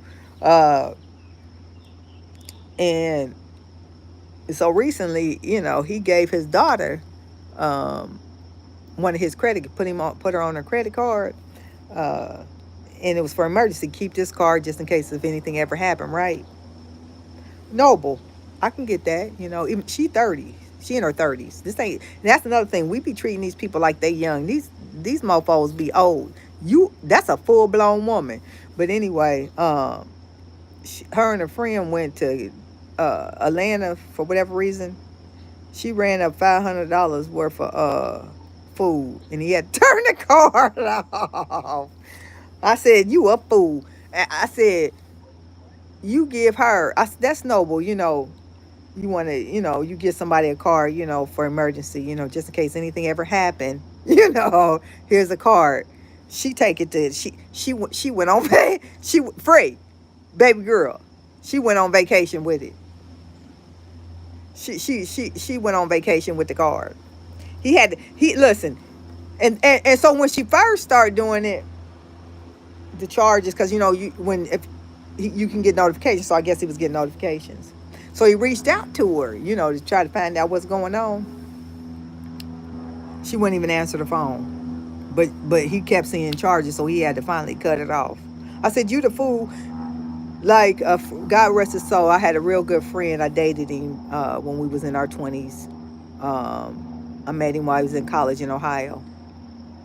And we always kept in touch afterwards. He said something. He ended up dying of diabetes at a young age, but he had started dating this Hispanic girl, and she didn't know how to drive or anything of that nature. And he was really trying to help her get her life together, make herself self-sufficient, right? And he said one thing about her, or he told her that I use and I agree with. He said when he was trying to help her acquire her driver's license so she could become self-sufficient, he told her, I can't want more for you than you want for yourself. And a lot of times we want more for people than they want for themselves, and you got to leave them where they at and accept that's where they at. A lot of people don't want more for themselves, and we beat ourselves up and we try to compensate because these mofos out here sorry. No, if they sorry, they sorry, and it ain't nothing you can do about it. You can't buy them independence and self-sufficiency. I had to tell that to one of my siblings. I said, listen, you trying to compensate and cover up that he's sorry. It ain't nothing you. I said, no matter how much money you throw at him, if he's sorry, he's sorry. Quit wasting your money. You getting older. You better focus on retirement.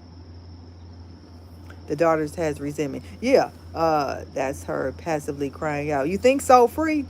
And maybe so, because he was the type of person, But she older. She too old though now at this stage, free. But that, well, let me not say that. She's, hopefully she will arrive, because I didn't truly forgive my mother until my late 30s, early 40s. I had a lot of resentment for my mother because I thought she wasn't living up to the expectations or my ideal of what a mother should be. So I um I had a lot of anger with my mother until I took the time, and it was God, it was divine intervention, because I wasn't experienced or intelligent enough to arrive there on my own, because I grew up like my sister, same way. We didn't have that example of how to heal. Shoot, all of us and everybody we knew needed healing.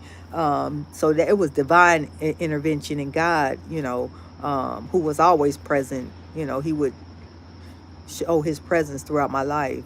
He opened my heart and my understanding up one day to see my mother greater than my levels of expectations. I quit seeing her as all these failed expectations, and I looked at her as a person. And then I started to really dig into and understand how she was raised, her history and her life, and it just changed the entire trajectory of how I saw and felt for my mother. It healed my heart. It really did. It healed my heart so much to where I helped heal my sister's heart towards my mother, because I know she and probably the others felt the same thing, but we were the two youngest, and she speak about that today, that I helped her heal when it comes to my mother, but it was bigger than me, because you can get caught up into what they didn't do and why they wasn't there, and have no idea of their story. So many times we so focused on our story that we don't take the time out to learn somebody else's story.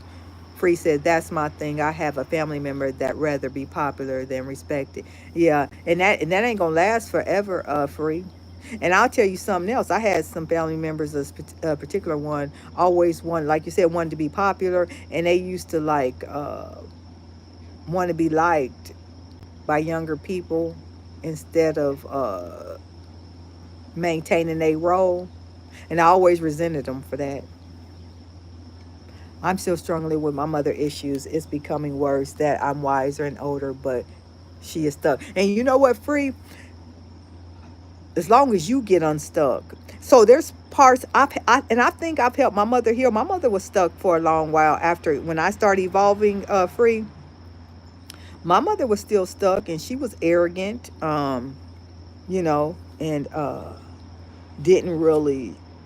She had the mentality, you can't tell her nothing. She the mother, but I always had more intellect than my mother. Not to take anything away from her, but I had more education than her, and different experiences.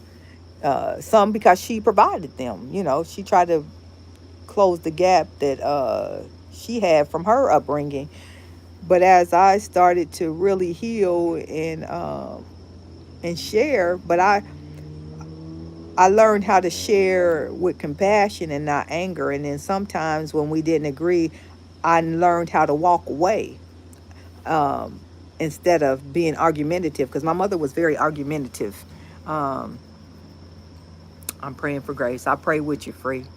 Um, Listen, I said that. See how we all in tune?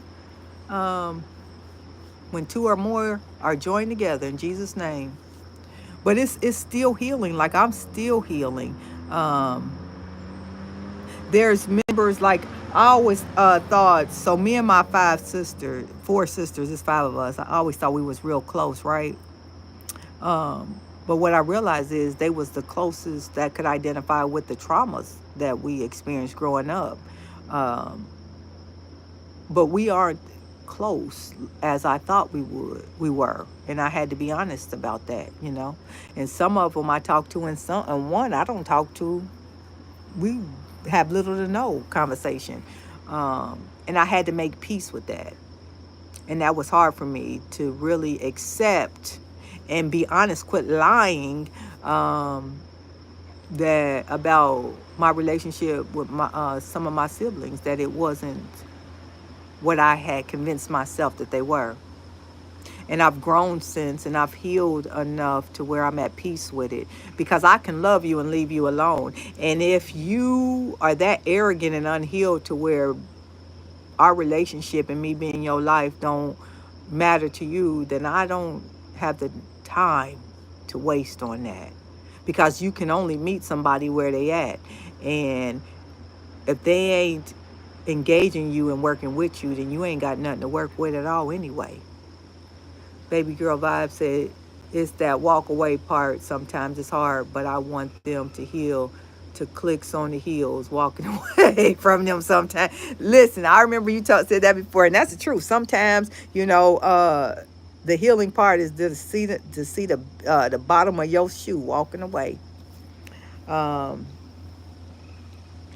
well, welcome in, Lucy. If you haven't, stay a minute, hit the thumbs up. I appreciate it. Um, Meet them where they at. Amen.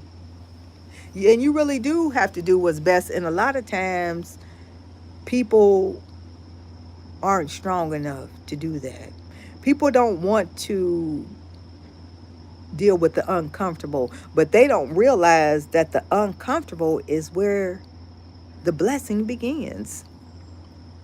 You have to do what's best. Right, that part. I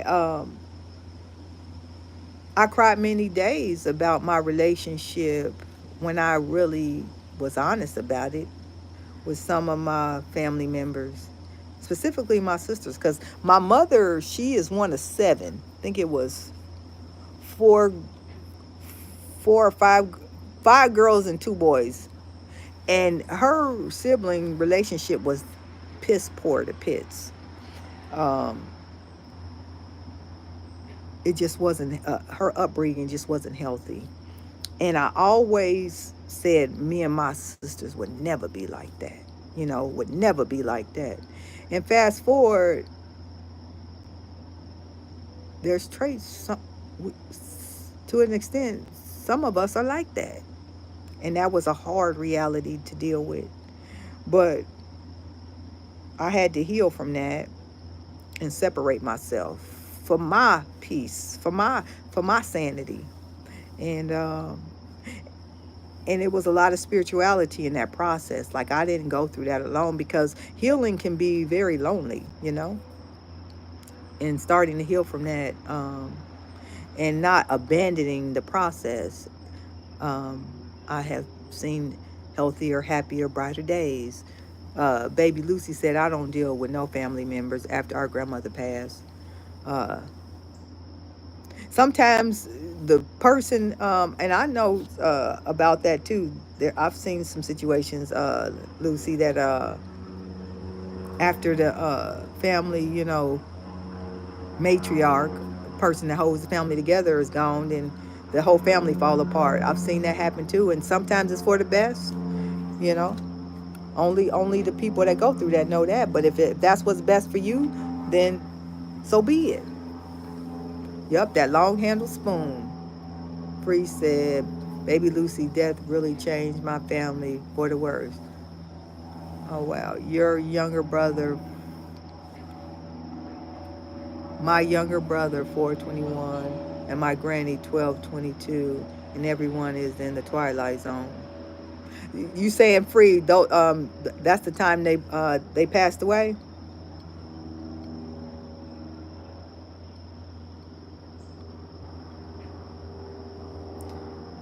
But that's the truth too. Like, where we are right now would have never happened if my father was still alive. My father was a real strong on family. So much so that he couldn't let go of a relationship with his only brother. I did a story last year about my father shot his only brother. That was a real story. My father was a real brother to his jealous older brother that never liked my father. And my father didn't know how to let his brother go, even though his brother was abusive and jealous of him. You know, um, he didn't know how to let somebody that didn't love him go. I know I've learned to let you go, because I began to resent my uncle for the bad treatment that he had towards my father. Me and my sister was talking about that the other day. They both, and this is what's crazy, y'all. So my father my grandmother's kid. I think my grandfather, I didn't ever meet him. And look, y'all, free. My father's father, he lived in California. He passed away in California. Um, um, his brother, my father's brother, was 2 years older than him. Very abusive guy, unattractive guy. My father was a very attractive man. Um, his brother. Here, let me show y'all a picture of my father. Hold on, y'all. I don't know how to flip my phone, so I just bring it. Oh, here, this is a picture of my father. Hold on. That's my father. Y'all can see a picture of my father.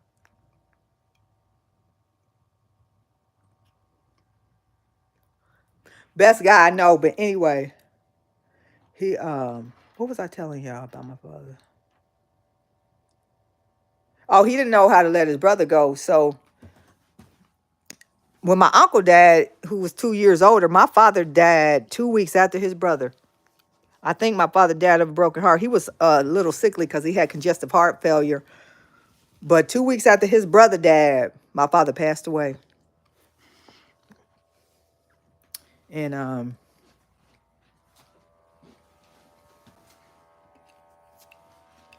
passed away, and now my family. So yeah. So that's what I've seen happen in families too, though. Free, like when my grandmother passed away, like when my grandmother was alive, the way my uncle treated my father, that would have never happened. That did never happen. My grandmother passing away made that situation very unhealthy. You know, um, when you start losing, the people that hold you together apart, people start really showing who they are too. Yeah, me too. I was baby girl Vaz, shocked when that happened. My father passed away 2 weeks after his brother died, literally. But such is life, you know what I mean? But it's a reality, when my father passing away kind of was the beginning of some of our, distance. But more so than that, I'm gonna be honest. Some of that was jealousy. You can have family members, and it's a shame, but some family members can be jealous of you for no reason, you know? Um, and that's one of the reasons I think my sister, she the second oldest, she didn't, I got tired of her shit, and I just told her the truth one day. Everything I thought, she was one of those ones, she was the second oldest, but always was treated like the oldest. My mother gave her more authority over my older sister because my mother worked second shift a lot of times when I was growing up. So she was like the authoritative one. My mother always treated her like she had a little extra specialness about her than the rest of us. So that went to her head. But as far as physical aspect, I mean, we all gonna say it, but I truly believe it. I was more attractive. I was more stylish than my sisters. I was fly. I was younger.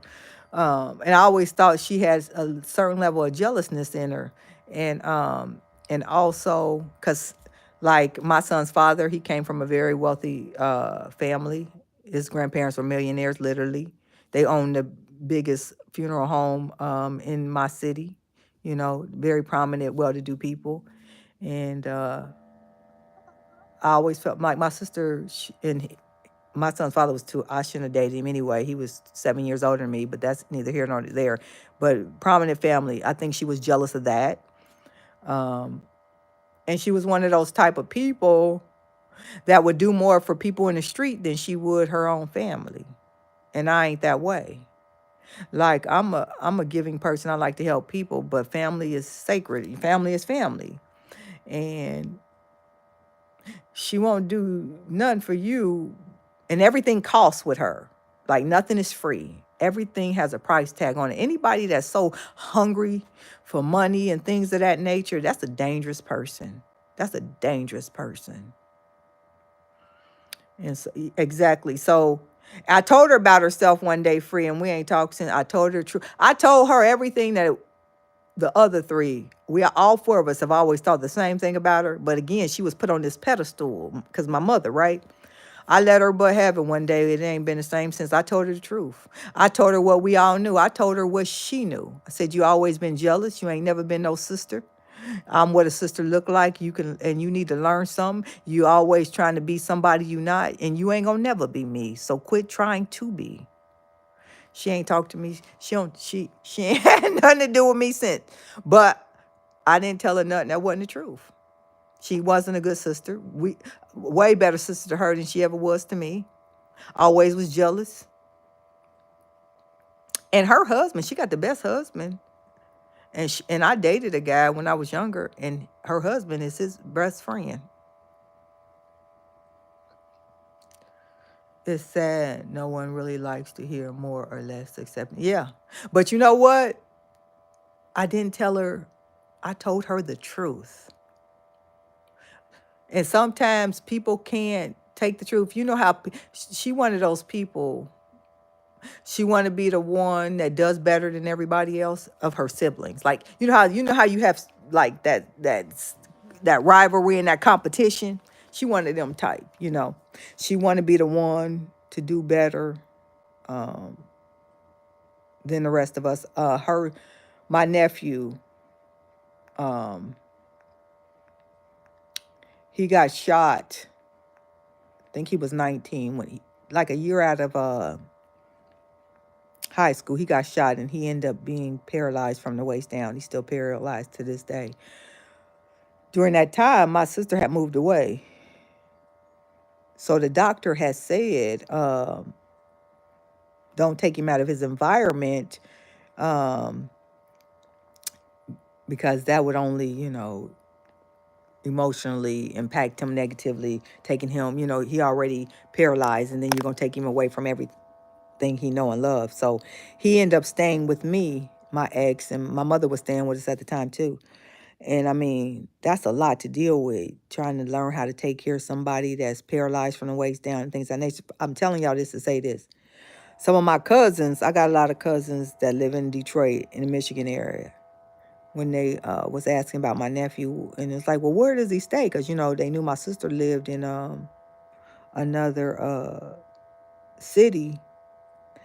Instead of saying, oh, he stays with me, her younger sister, she going to say, I don't know.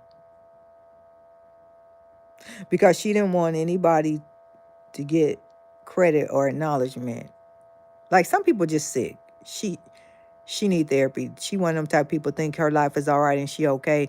And I said, y'all running around here lying. Everybody need therapy. I said, y'all can lie to each other, but you ain't gonna lie to me. I know you. You can lie to them, but I hold you accountable over here. So she one of those people that, look picture perfect on the outside, got a beautiful home, husband, over 20 some years, raised their kids, on the outside, beautiful life. But let's talk about that man. Talk about that man. And she ain't alone. So many like her. That's why I'm be playing with these people. Because I know the truth. I know the truth. And guess what, y'all? I ain't playing with you. I ain't playing with you. Yeah, you know that type as well? Oh. That isn't. Yep. Yeah, she's similar to your mom, baby. Free. My sister's something else. She's something else. She really is. She don't, and when I tell you, she don't do nothing for free. She the type, very disciplined and successful, but I taught her how to be. She the type, you don't tell her your plans, because she'll take them and make them her own. But she does absolutely nothing for free. It's the truth, baby girl. And I don't want to deal with people that everything has a price tag, because some things don't. I don't want to deal with people that care more about people that don't give a damn about them and will move mountains for them. But those that love you genuinely and authentically, you put all kind of conditions and expectations on them. I don't have any space in my life and in my heart for them. I have compassion because I know you dealing with a sickness. And yeah, that's my sister. That's my sister, Free. And I haven't, me and my sister has not really talked since 2020. She told me she was done with me for life. I said life will be too soon. She said she uh she was done, and I told her she wouldn't be missed. Now granted, I've missed her. I've thought about her. I think I've texted her. We've texted a couple times. Maybe I can count on two, three fingers how many times I either text happy birthday or a response. Like, we don't talk. Um, might be something indirectly, but nothing directly. But here's the thing. I didn't lose anything. Because, see, I'm a giver. I was giving. She lost a lot. Anytime you lose somebody that genuinely loves and cares about you, you have lost something. I didn't lose anything that day. And I say that in all honesty. I also say with nothing but true honesty, she lost something irreplaceable. She lost the love of a sister. I love her, but I don't deal with her. I don't deal with her. You know. And it's sad, you have a lot of people, a lot of us have those people in our families.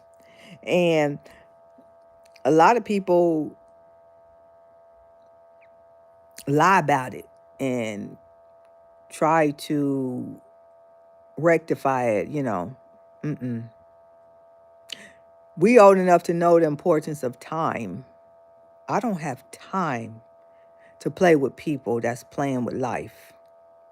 I'm not going to continue to waste time on people that aren't progressing, that aren't healing, that's not trying to be better. I don't have time for sick egos. It is. Love of a sister is very precious, baby girl. And there are some sisters that are dangerous. There's some family that are dangerous.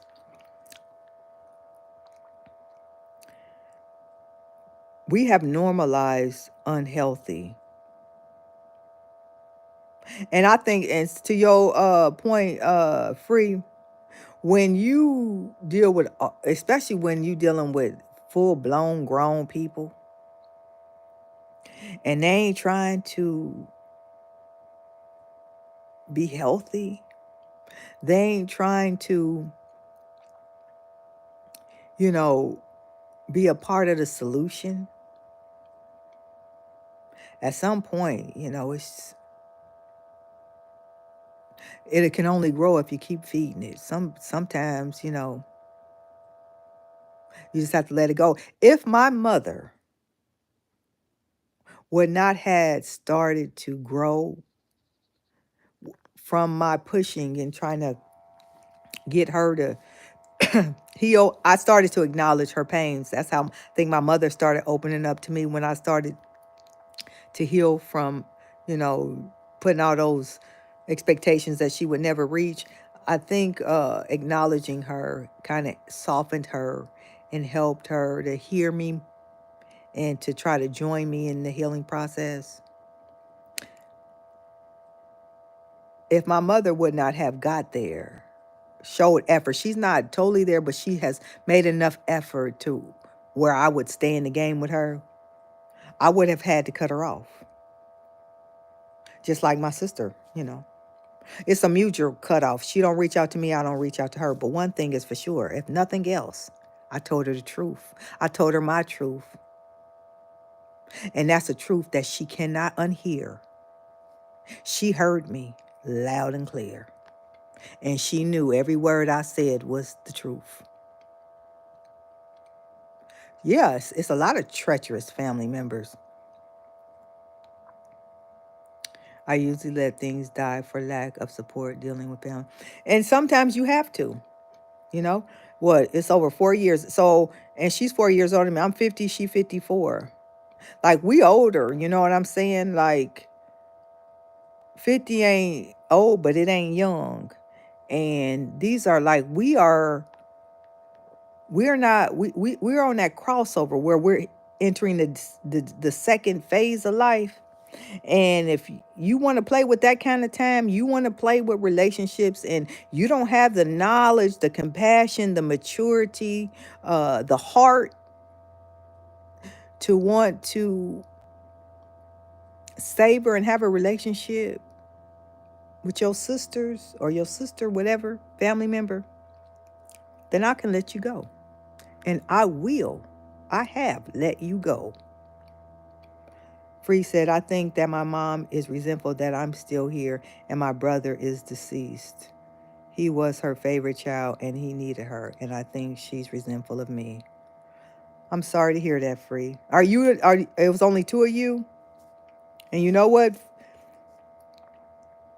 You feel what you feel, and it's a reason why you feel what you feel.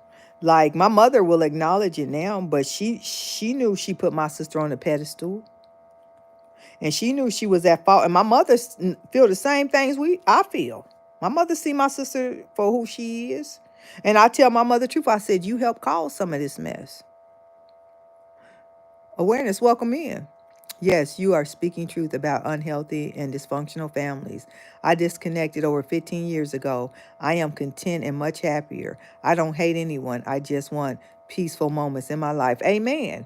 And that's where I had to get to, awareness. A lot of people got to get there, you know. I had to make a decision. Would I continue to live in this dysfunction, trying to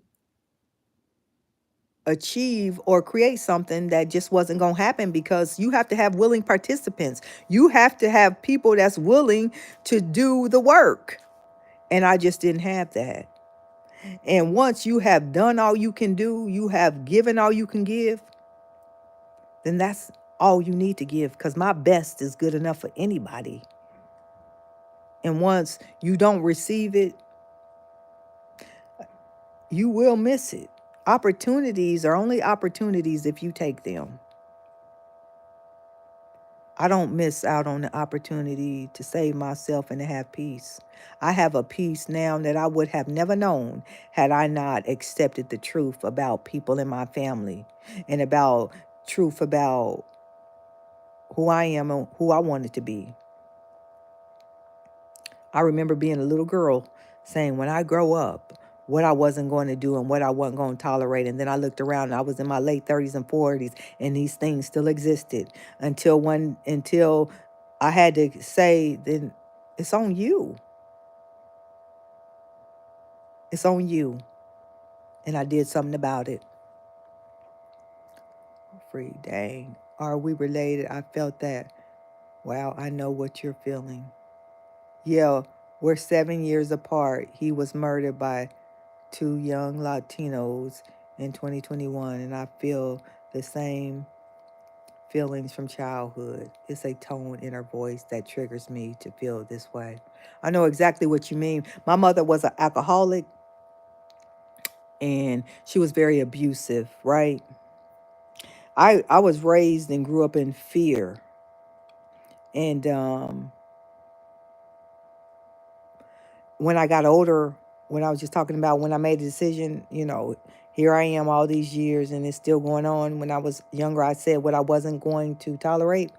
So I had to put some boundaries in place, because every time my mother would drink, because she wasn't, you know how some people just shouldn't drink? That's my mother. She don't drink or anything now because she older. Like, she in her 70s. She laid back, but she was a pistol when I was growing up. She had 5 girls, so the way that she was going, and her and my father divorced when I was young. So she raised us with fear. After his death, she started drinking and retired, and it's too much. I know exactly what you are talking about. And you know what's crazy, Free? You know what you feel. Me and my sisters always said this. Not that we'll never know, but we always said, thank God mommy didn't have a son, because she would have put him on a pedestal and treated us like crap. We all it even though we never had a brother, we always knew that about my mother. Maybe so my mother was the second oldest. Her sister had 4 sons. My mother had 5 girls. Her older sister had 4 sons. And maybe the way she treated my cousins, her nephews, we knew if my mother would have had sons, she would have put him on a pedestal, and we would have paid a dear price. It's like she doesn't realize I'm her daughter. I know exactly what you mean, Free. My mother used to do that with us. In comparison to my sister that I'm telling that she put on a pedestal, it was like her and then everybody else. But it was always her until it wasn't her no more. My mother lived with me everywhere I lived other than here. When I moved to the East Coast, where I live today is the first place that I have lived that my mother didn't live with me. I felt that too, Free. I can identify with that. And I send I'm gonna say a prayer for you tonight, Free, but I know that pain. Well, how old is daddy treated? Well, how old is daddy treated? I'm sorry, Terry, I'm not understanding. Please elaborate. Um, but the thing, it's a lot of, and I think when you deal with some older people too, Free, they so stuck in their ways and they was raised my way or no way that it's nothing that you can tell them. They're not open to hear.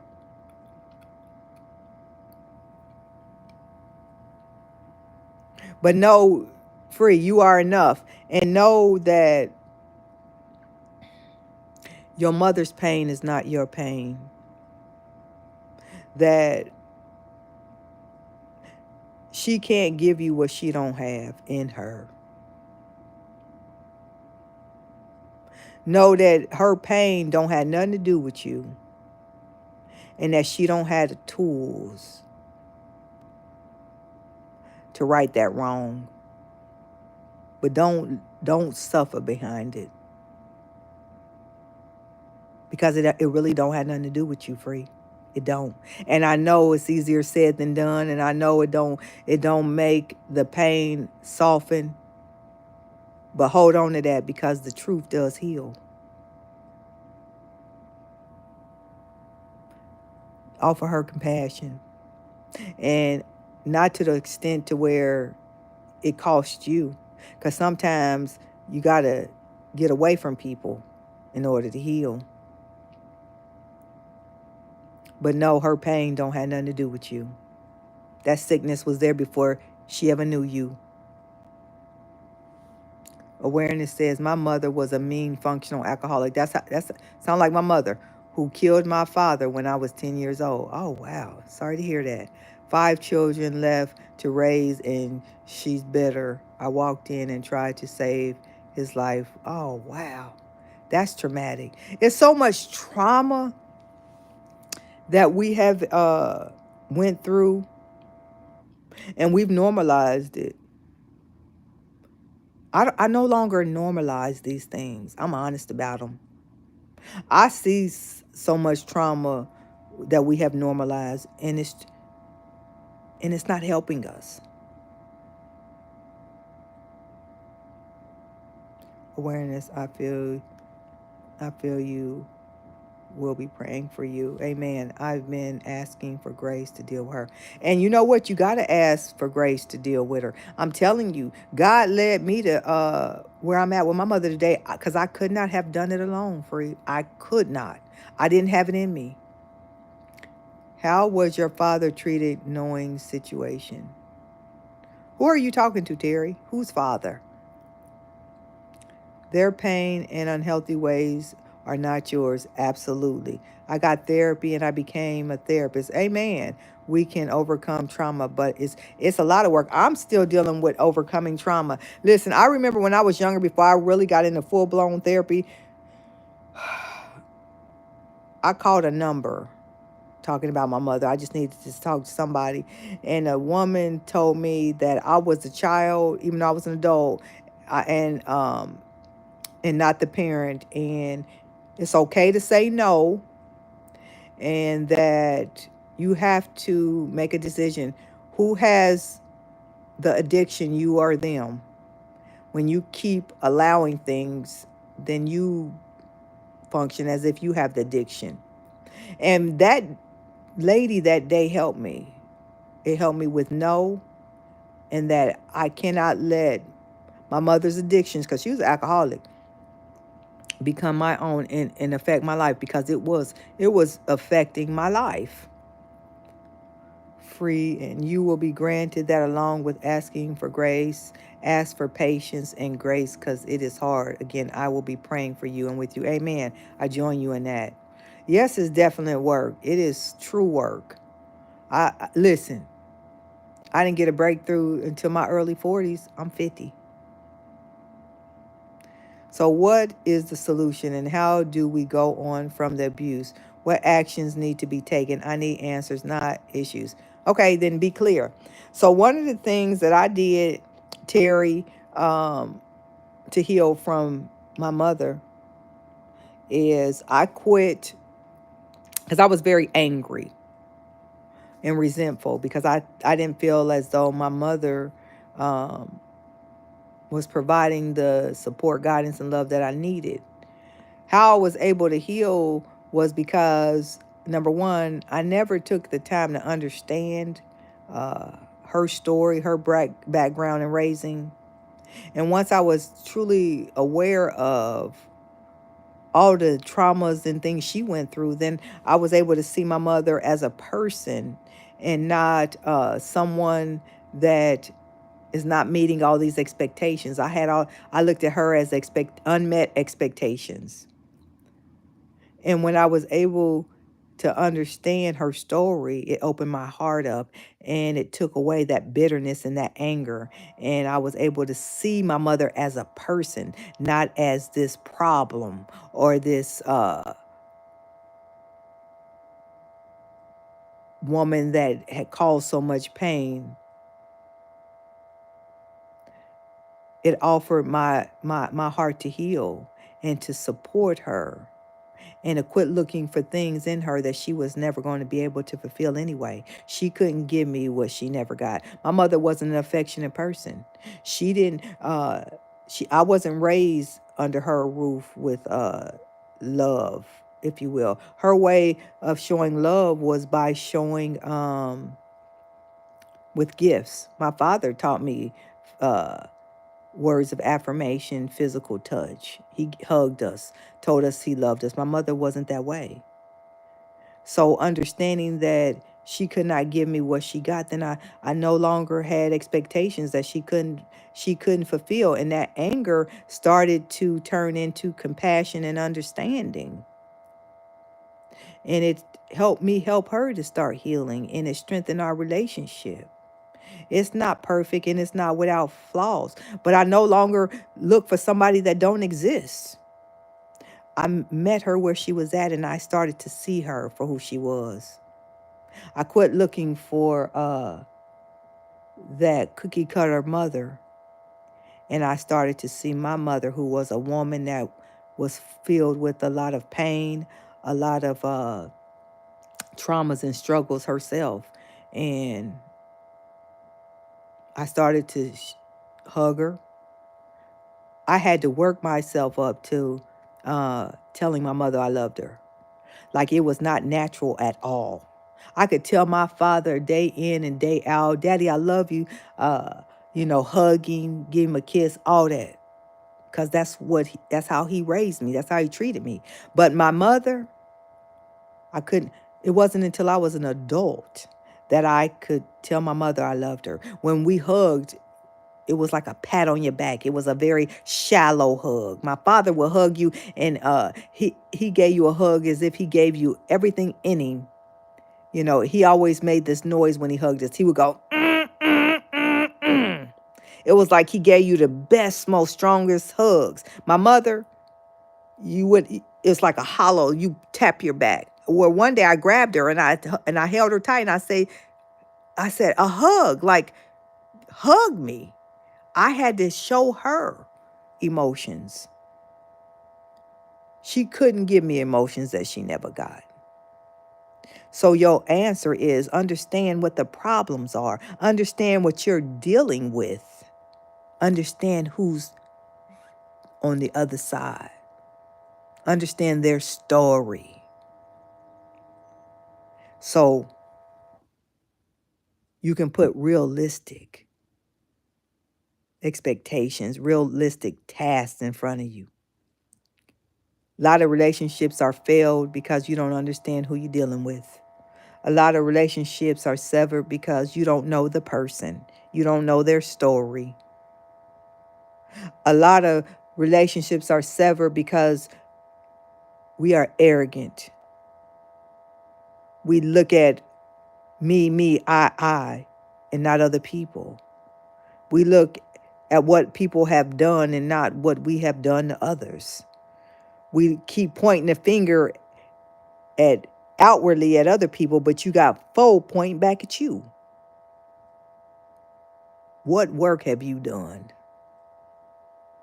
What accountability have you taken? Answer those questions and then get back with me. Yes, I know those sounds. Yes, that's how I learned to hug my daddy. Exactly. And you feel that.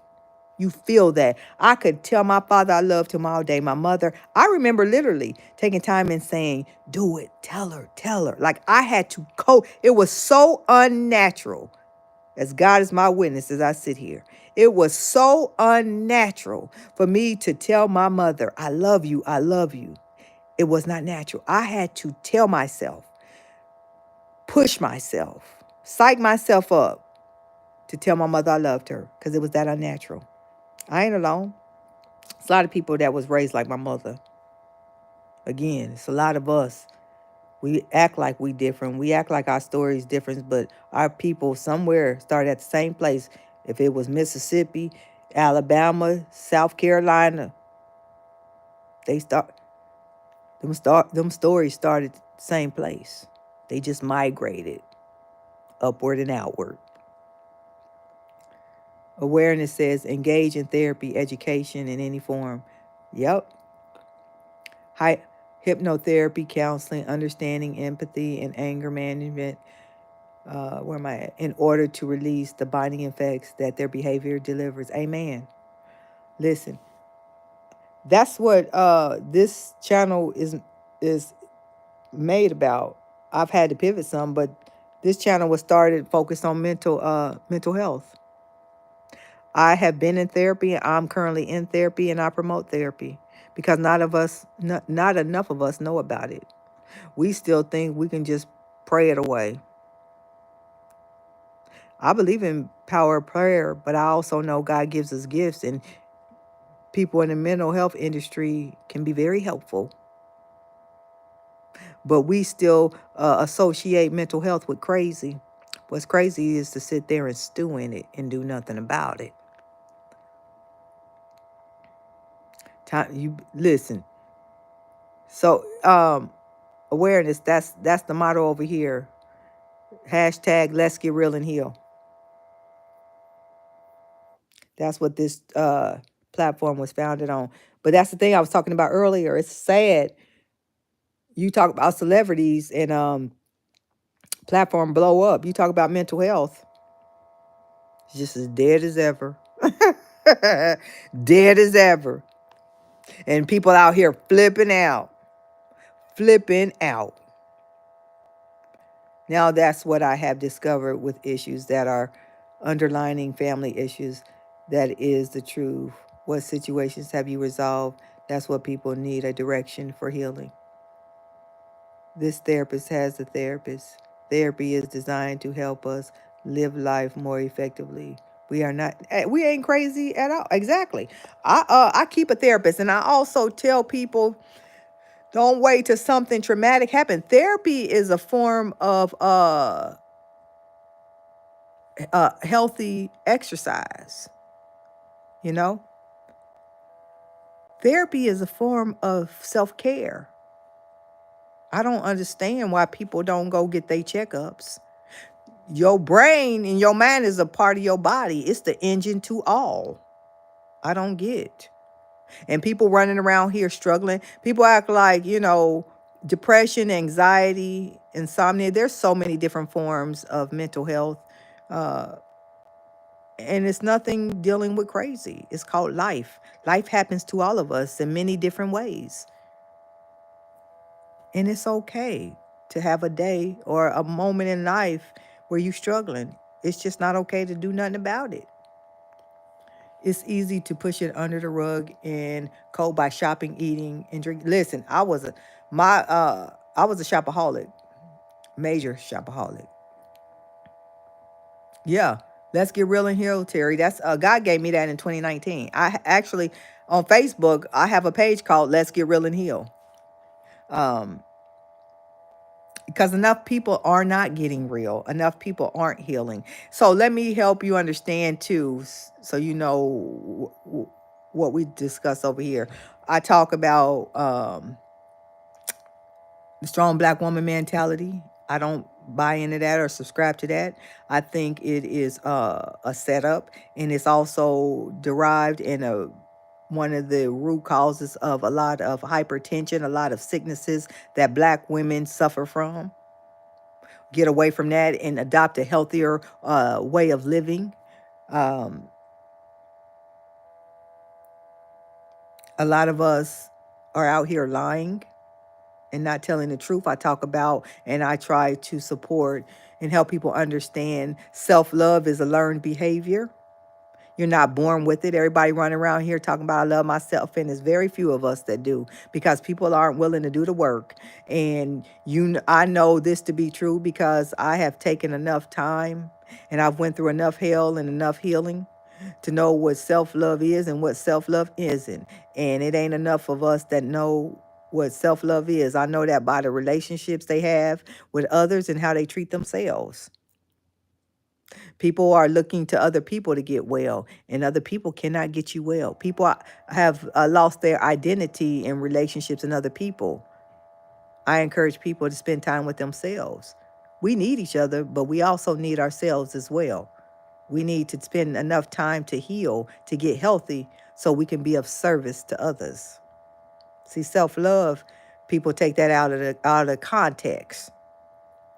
Self-love is a person of service, a healed person. It's not enough of us that are healed that can be productive at that.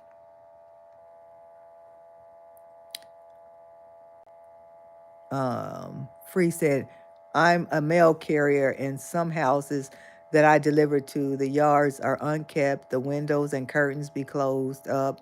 But every day I deliver packages to the same house. This person, they hurting something bad, Free. Believe that. Especially when it's not structured in nature. We need to think about nature and the way it moves. Absolutely. People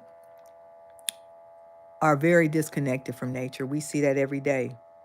Look, we so disconnected. We are taking things as ourselves, for example, in its naturalist form, and we are trying to recreate it, chop it up, cut it up, and it look more plastic and unhealthy every day. It's a sad state of events. All these, I believe in taking care of yourself. I've always taken care of myself. Um, then I went through a hard time emotionally. I quit getting dressed. I got more clothes than I ever need. But I don't want to alter myself because I have, God dealt with me and I've learned to love myself. And that's why I speak out authentically to encourage other people. I come out as I am on my good and bad days because I want people to see what's real, reality. You got people that you'll never see them outside of being perfection, their best selves. That ain't real. I used to be like that. I was very known for my attire, the way I dressed, and I even got best dressed growing up. Like I was very known for the way I carry myself. Then life happened to me, and I could have went underneath a rock and hid so nobody would see because people ain't used to seeing me. Like even coming on like this, my hair slicked down, I would have never. I don't have the burden of that anymore. I come as I am. I come to tell the truth. I come to support you in your healing journey. I come to show you that you're not alone and that we identify to not buy into the lie. Life will happen to all of us. It happened to me. That's why I don't buy into that bullshit. You know, you could have never told me I would have been the first person to catch COVID. Almost lost my mind and my life and my mind. I ain't out here playing with people, especially when it's not structured in nature. I got that one. Yes, speak on it. We have to take off our capes. Amen. I ain't got no cape. I'm just as soft as a flower on the wall. We do not have to be superheroes to and we need to let that go. Listen, I helped a couple women that I work with, Black women specifically. They was traumatized and woe out and sick. I said, quit acting like you okay and go up front and tell the truth. Quit acting like you okay. I said, you are conditioned to lie. Quit lying. Go up front, tell the truth that you suffering. I said, and then come back and talk to me. I can't tell you nothing other than that. Quit lying. Go tell the truth. And one of my friends called and thanked me. She said, I think you saved my life. She said, I didn't even realize how bad off I was. I said, quit lying. We are conditioned to lie. I said, we ain't no super women. We ain't no better than nobody else. I even said that during a company meeting. It was the Black called LEAD. I forget what they stand for, but it's a professional African American group. And I said, I ain't buying into that strong Black woman syndrome. I said that in a public setting. I said what a lot of them was thinking, and then when I opened my mouth and I had a whole group of people behind me, don't wait on me. We all got to do this thing. Tell the truth. Quit lying. We do not have to be superheroes to others. I cherish my alone happy space. Amen. Me too. You are about to have me shouting. Listen, it's truth. Listen, I used to be one of those people that was always busy. Like Free said, listen, I shop so much. If I got the money back from shopping, I would have a hell of a extra account. When I was happy, I shopped. When I was sad, I shopped.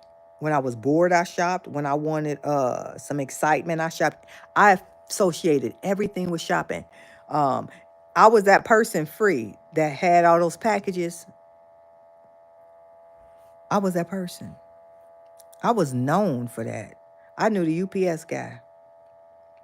Being out in nature healed me from depression when my kids were little. Nature is very, very healing. It's so healing, y'all. That's why only reason why I came in from sitting on the patio was because it's starting to get chilly. Listen, when COVID hit me, I was recovering from depression because I was not even 6 months before I was in intense group therapy, and then COVID hit in 2020. I came in this house and I didn't leave out for a couple years. I'm still trying to get out, but I'm getting out. It's a lot of people, like you said, them packages. Look, Free, you deliver them packages every day. All them packages coming, and that person ain't going nowhere. Them packages in there stacking up, trying to fill a hole that will never be filled. Not by them packages. Sitting by trees and looking at the birds it is. My father used to do that, Free. Yes, I too released the physical, perfectly dressed persona. It's a lot of work. Awareness. It's a lot of work. And I ain't gonna lie, I can dress my ass off. I can dress, and I ain't just saying that. And I ain't one of those people that buy garbage stuff. Like, I like nice stuff. Um, but I, I need something else. Like when I was sick over here, all them designer clothes and all that stuff didn't come and check on me when I had COVID. I was sick as hell. Eh, None of that crap came and checked on me. Listen, I've been trying to sell stuff too, y'all. Last year, I made about $15,000 off of eBay. And look, uh, people buy my stuff, but they be wanting it for cheap. And I'm like, no, you're going to pay what I paid because you can't find this stuff or I keep it. The same house, I'm like, get the grass cut, water your plants, open your, exactly. Ain't because it's a reflection of where their mind is. That person is not well mentally. Your environment is so important. It really is. When you have a lot of clutter, unkept, unclean, it's a reflection of where you are emotionally. That person is, like you said, it's a lot of suffering going on in that house. You say they probably lonely. They probably unkept, physically deteriorating. All those things. A lot of people living like that free. But you know what? You're aware, you noticed. It's a lot of healing that needs to happen. It's a lot of people that are emotionally unwell. A lot of people.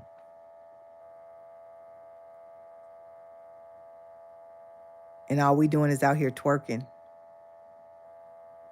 You know what? And that's the truth. And I ain't no hater. I really ain't. I'm the type of woman I always have been. If I see an attractive woman, I can tell her she pretty or she sharp. Like, I don't feel less than. I'm not uncomfortable with giving compliments to other people.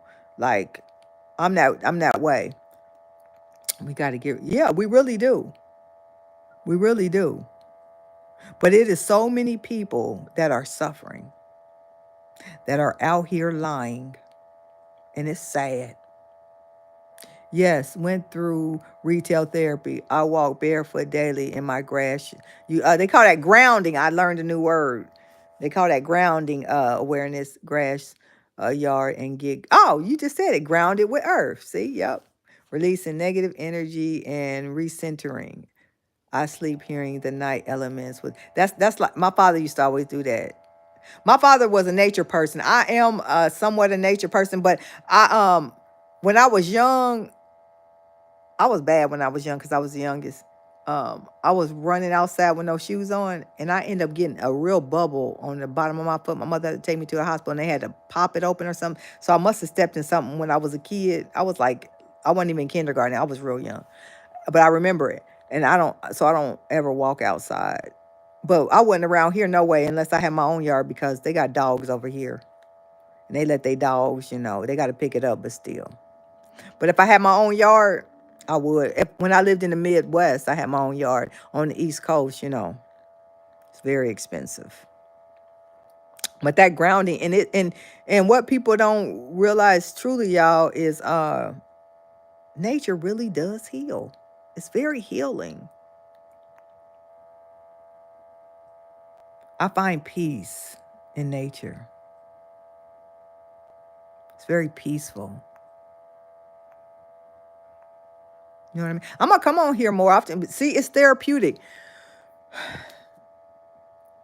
When I started coming over here on YouTube, I would force myself. I knew something was going on with my brain, y'all. I could feel it. Because I would be searching for words. I would delay, stutter. I still do it. But coming on here and being on social media has made me stronger. Because see, when I got sick, I don't know. When I finally went to the hospital, I had like a fever 104. I don't know how long I had a fever. It packed in my memory and my brain. But I pushed myself. And then just connecting with real people. You know what I mean? I feel like Free and Baby Girl Vibes, I feel like y'all my sisters. I really do. I feel closer to y'all than I do my sister I was telling y'all about. Boost, do you go live on? I've never went live on Instagram. I don't even know if I know how. Free. I really only go live over here. I go live very rare on TikTok. The only one I really know how to go live on is over here. I ain't never went live on Instagram. I don't know much about Instagram. Free. I'm confused with Instagram. I need to, because that one girl, I follow Tiffany. You follow Tiffany over there. Ask Tiffany Free. I know just as much as she do or more. All Tiffany do, she talk about relationships, but I'm like, how she got all them followers? Um, I'll try to figure it out. How to go live over there. Free. Yes, Free. We have to. We do. We got to get real and heal. And it's so many people, so many younger women that I also understand, like, they don't have the support of a woman that's more mature than them, or older, and it's needed. It's needed. When I was coming up, because I didn't have, like I was telling you, I didn't have that relationship with my mother. I had an older friend. I met her at work when I worked for General Motors. Always call her my first friend. She was older, quite a bit older than me. I looked at her like I would my mother, not like my mother, because I ain't never been one of those ones. You know how people get with people and that ain't your mother and you want to call them mom and stuff. I ain't that type of chick. Like, I only got one mother.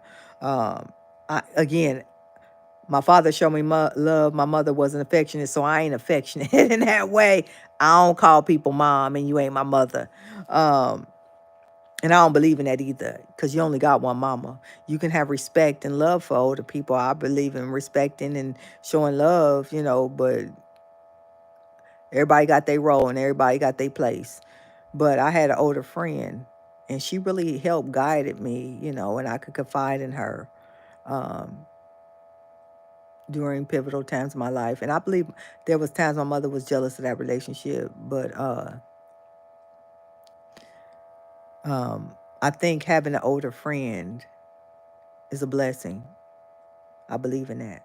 And I don't see enough of this. I don't see enough of it out here.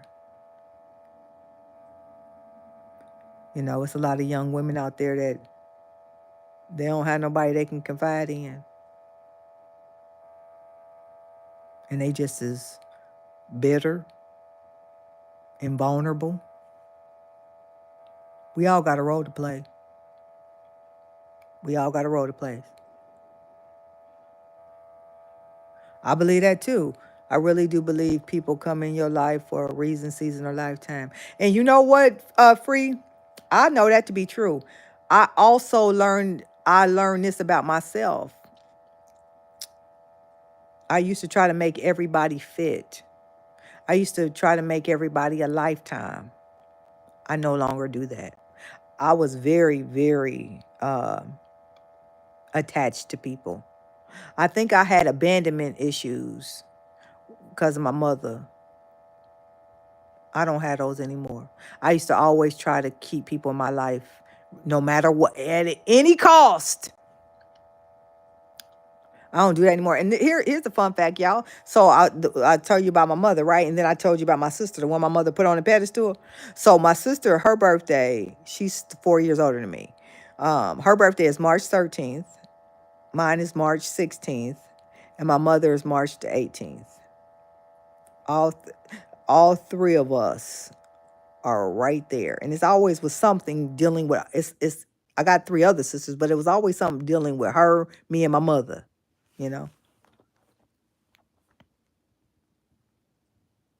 Yeah.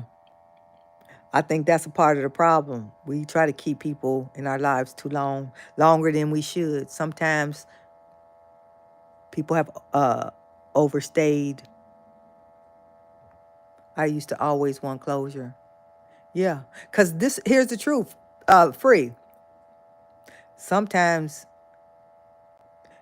you won't get it, and then there's other times where you just don't need it.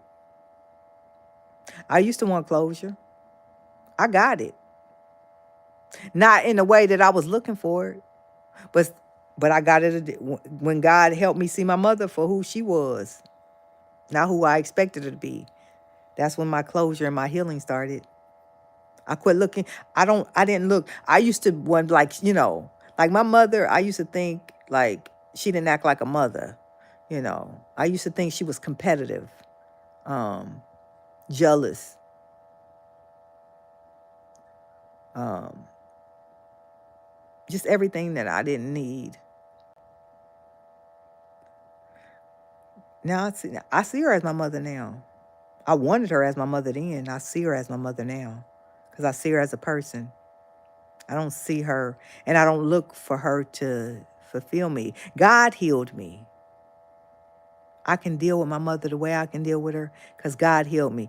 But in the process of that, like, since my mother was drank a lot and stuff when I was growing up, as an adult, I would be very uncomfortable with my mother drinking. It would bring up all those bad feelings, like when I was a kid, when I was scared of her, um, to where I had put my foot down one day. I no longer let my mother drink around me. She don't drink no more now because she older, and she health ain't as good as it used to be, and she just cruising in life now. But I forbid her. I said, if you drink, don't call me. You are not allowed to call me, because instantly I would get like if I was a kid, y'all, I would get that uneasy, that scary, uncomfortable feeling in me. Because every time my mother drank, it was always something bad to follow. So her drinking brought very unhealthy, very uneasy feelings. So for me in my life, I no longer allowed her to call or contact me if she was drinking. It was zero contact. Don't contact me. Don't talk to me. Nothing. And I mean that. And she abided by that, and she don't drink anymore. Um, Highlight. What is that? Um, Let me see something, y'all. Make sure. I don't be knowing what's going on. Um,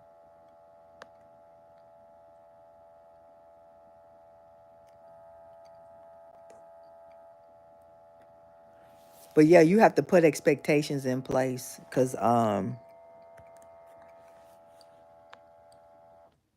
it can be very uncomfortable. Awareness says, are you guys able to see, recognize dark spirits or energy from others quicker now? Now at 59, I am better, healthier at disconnecting earlier. Associates call me the disconnect. Yeah, so I've always had strong discernment in my life awareness. Always. And then there was a period, how God works. If you don't use it, you can lose it. So it started to get dull. And then I prayed to God, and I started, trying to really strengthen my relationship with God so it could get back strong. But I listen. My discernment has never lied to me. I have felt things. I have known things before that they happened, based off of feelings. And anytime I have went against my God-given abilities, I've always paid for it. So much so now that when I look back, it had never lied to me. I don't question it. I don't care who you are. I don't care what you do. My discernment trumps all. They tell me, listen, that's how I saved my life. I heard a voice when I went to the hospital back when that COVID, listen, March 2020, that's when they didn't know what was going on. Everybody was dying. Told me to get up and leave. I believe I left the hospital against doctor's orders. If I wouldn't have left, I'll be dead today.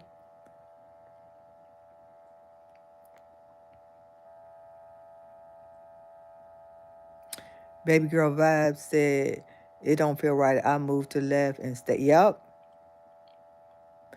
It's real. And I pay attention to it, and I protect it. That feeling will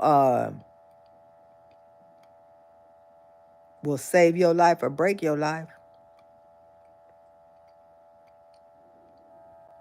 high um, expectations and boundaries we must be clear and insist upon from the first instance. Discernment is a gift from God. Use it or lose it. You better know it. I use mine. I don't play with it. And I'm grateful to God to have it. I went through a stage where it wasn't as strong, and I went and prayed to God and asked for forgiveness and asked him to restore it. I remember at work when I was younger, I would have friends tell me, "How do you know that? How can you see that so clearly?" I'm like, "And you can't?" That's before I knew what it was when I was younger. Always had it. Because I would always be right. I could look at somebody and know them. Like I remember this one girl.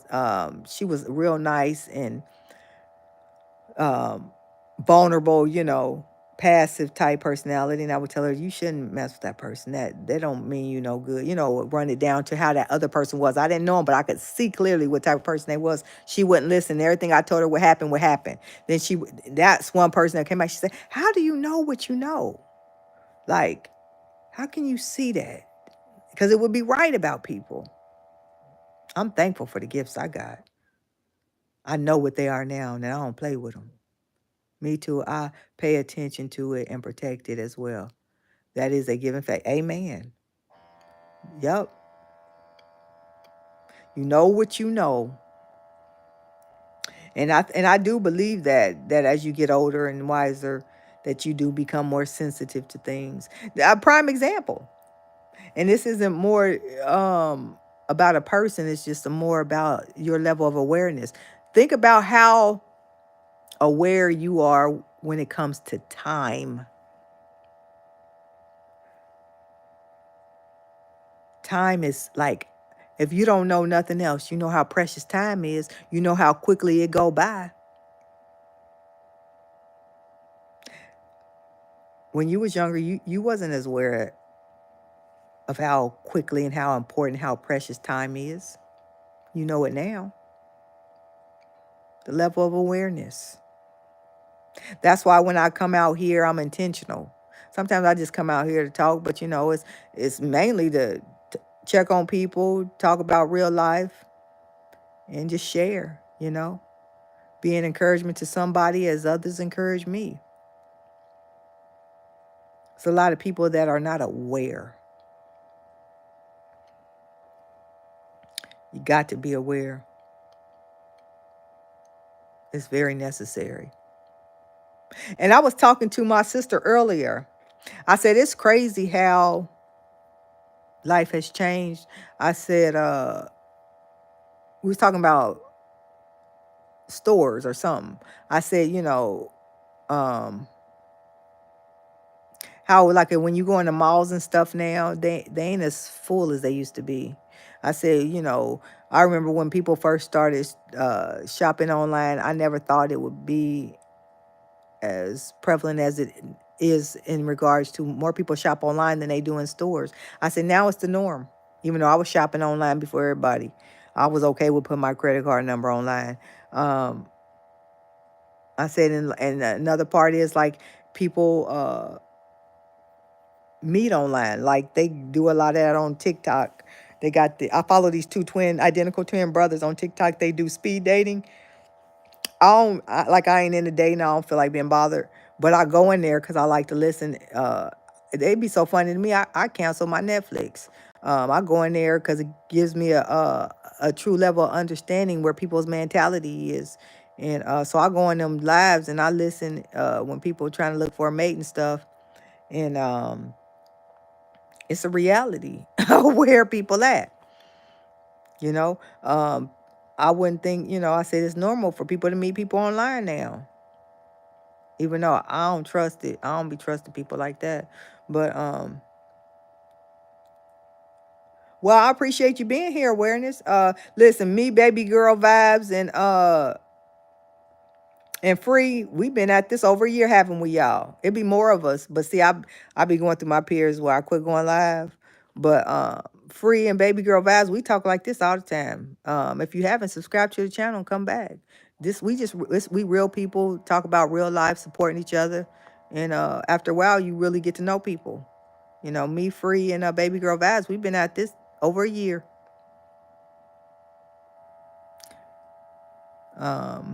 I definitely plan to. Yeah, I appreciate that. You and a lot of other people have the same experience. Yeah, and it's a lot that don't. Um, you just got to be aware of what your experiences are. You know what I mean, and how to navigate properly. I used to play with my life, not listening to discernment, not listening to my God-given gifts. I used to play with it, and I used to let other people play with me. I don't play with it, and I damn sure don't let nobody play with me. Exactly, consciousness. I'm very conscious of life. I'm very intentional because I know it's a lot of people that need help. I went through so many stages in my life where I needed help. It's so many people out here lying, Terry, that need help. We got to get people comfortable with telling the truth, with being okay with you struggling. That's called life. It's normal. It's so many younger people. Here's some. So my son, he's a youth specialist. So he works for the county detention. Them boys in the down there either in there for rape, murder, or because here's the catch of that. Most of them boys down there, they gonna either get sent to a detention home, get released after a certain point, or go to adult jail. Uh, most of them boys down there because they mamas picked their boyfriend over them. And my son said, he has a heart for him, and I said, just be an encouragement to him. Tell him the truth. Don't sugarcoat it and keep your boundaries. But there's so many young people out here that's hurting, and it's sad. And there's not enough mental health programs and facilities aimed to help minority children. My friend told me the other day he went to this networking event. And he said he thought about me because this lady was giving her pitch, and she was talking about PTSD in children in the kindergarten. Think about that. Let that stew. I believe I had traumas as a kid. I believe a lot of us did because it's normalized. We are an extension of people that were beaten and traumatized and tortured. And they want to say, oh, I always want to bring up racism and all that. It ain't been that long ago. Passed down pains take a long time to heal from. It ain't an excuse. It's a fact. And you ain't gonna bully me out of that. Telling the truth. I'm so glad you came on Unscripted. See where it got us. A beautiful experience. Thank you. You know it's always my pleasure, baby girl, and thank you for being here. You always make me feel better. You and Free, y'all come on here and y'all pour life into me. And every time I come, I tell y'all, when I get off, I always feel like I done been out with my girlfriends. I really do. Listen, I be talking about y'all. I say y'all names too. I was telling, before you came on, baby girl, and before Free popped up, countdown timer was on here, and I was telling him because I didn't know he was out in LA. I said I got a member. I said her name Free. She live out in California too, and I was telling him that, and because I always talk about y'all. I said it's certain one of y'all. Like I know where y'all are. I know you either in California, you in Texas, Ohio. Different places, and because we have formed a bond, we have formed a relationship, and y'all matter to me. Y'all have helped me during some challenging times in my life, some um, periods where it didn't feel well, and genuinely, truly have showed care and concern. And that matters to me. We all need somebody. I understand what's really going on. Back to Terry's point, that consciousness. I am very conscious. I'm conscious and I am sensitive to my life and the life of others. Because it's real out here, y'all. It is very, very real out here. And there ain't nothing wrong with getting with a group of people that's living this life trying to get it right just like you. And I'm thankful to know y'all. Y'all know that too. And y'all matter to me too. And I feel that. I really do. I really do. Awareness says, what a wonderful experience. I'm happy that you all have one another, praying to find and understand my place here. I'm not rushing. Yeah, but I know God brought me here today. Listen, this platform is here to build. Like they say, you stay out here long enough. Why do you think I keep coming back? They say, your tribe will find you. You're a part of our tribe awareness. If you wasn't, you'd have been gone. I feel like I know you. You know what I mean? And it is. We know it's real out here. And that's the beautiful thing. The honesty is we can identify with each other. That's why I don't know why people be out here lying. I'm so what's the new word, Free? You might know it because you're a little bit younger than me. I think they call it black girl luxury. I'm so sick of that. If y'all don't get y'all black girl butts to the table and have a real conversation. And see, people come up here all plastic, wanting to be like everything is perfect, and it's just not. It's not. Everybody have a bad day. Everybody going through something. We all got some hurt in us. And it's okay. We can get through it, and we can get through it together. Everybody, they want to act like they got these perfect families. Everybody got Ray and a Pookie over here. People that, when they call and you don't answer the phone. People that, always want something and don't get nothing. We all have these things. It's called life. But sitting around here lying and pretending don't help nobody. And that's why we see all these people out here wilding out. Every time I scroll, I don't really watch TV that much. But I'm on the internet a lot. I see so many stories about black people that's just wilding out. And I used to have this very arrogant opinion when it came to black people. Oh, we don't do that. Black people could never. Oh, black people do, and we could, and we are. And it's sad. And we need to be honest about it. It's always us talking about us. No, I can't talk about it if we ain't doing it. And you ain't going to shame me into not talking about it. That's a part of the problem. Everybody want to throw it under the rug and not discuss these things. And everybody out here hurting or suffering. You can't trick me out of the truth no more. Can't nobody trick me out of the truth. I know the truth, and I'm going to tell it whether you want to hear, whether it's comfortable or not. Nobody ever said the truth was going to be pretty or beautiful, but like you said, baby girl, it's life. Such is life. Awareness says it seemed like you are telling my story when you are sharing your... Listen, I'm telling all our stories. We all can identify. That's the thing. That's why I don't play with people out here, because I know when people out here lying, because I ain't never, for the most part, I don't come across black people that I don't know, specifically African American people. Our stories are the same, more alike than not, and there's no reason to lie about it.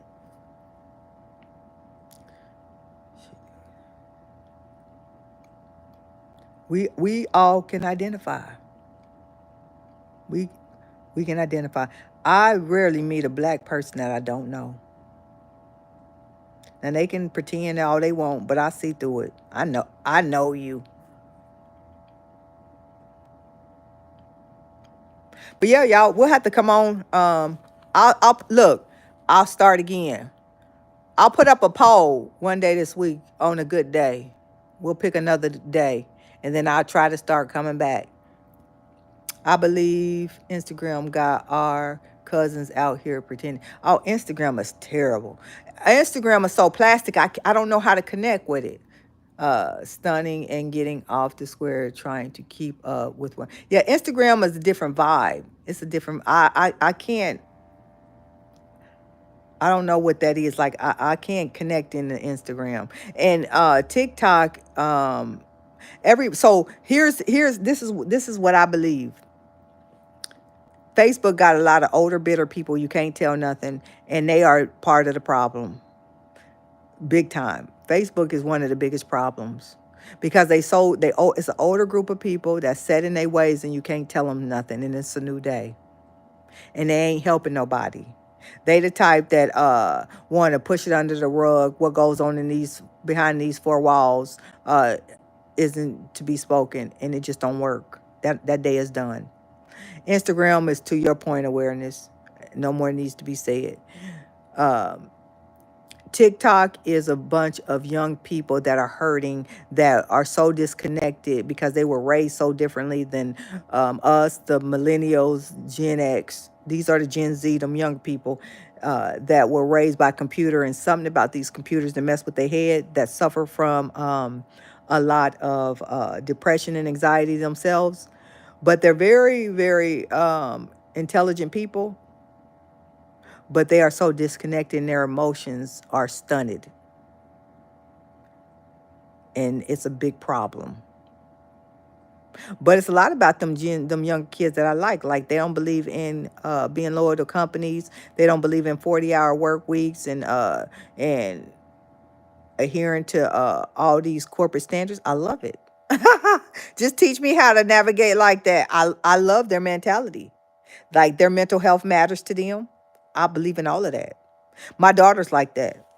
She told me, like, we didn't spend all this money. She go to Ohio State, and I be telling her, like, like, she wanted to go to law school. She likes politics, and so I was like, you got to be very, like, I said, make sure that's what you want, because, like, this is cost a lot of money, and ain't nobody got no money, like, for you to be changing your mind. And she was so offended. I should be more focused on. I said, make sure you pick a job that that pays well, that can take care of you. That was the worst thing I could have ever said to my daughter, because I need to focus on her happiness. Okay, just, I'm not gonna be taking out no student loans or nothing for your happiness. Um,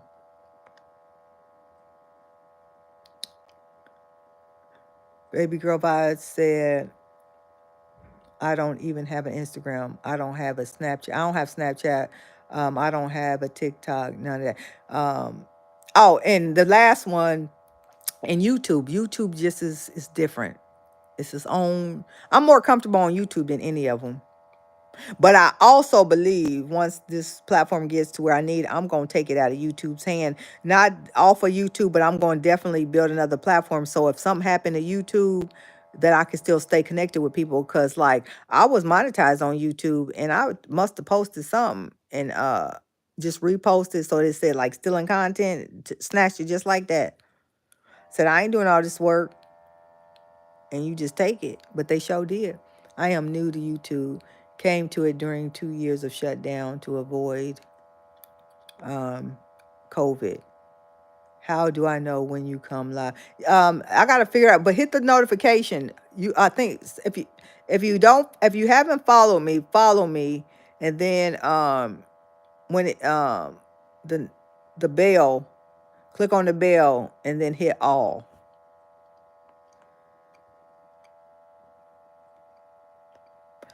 I believe I can say this. Connect with Boost via Facebook, and you'll never miss a live.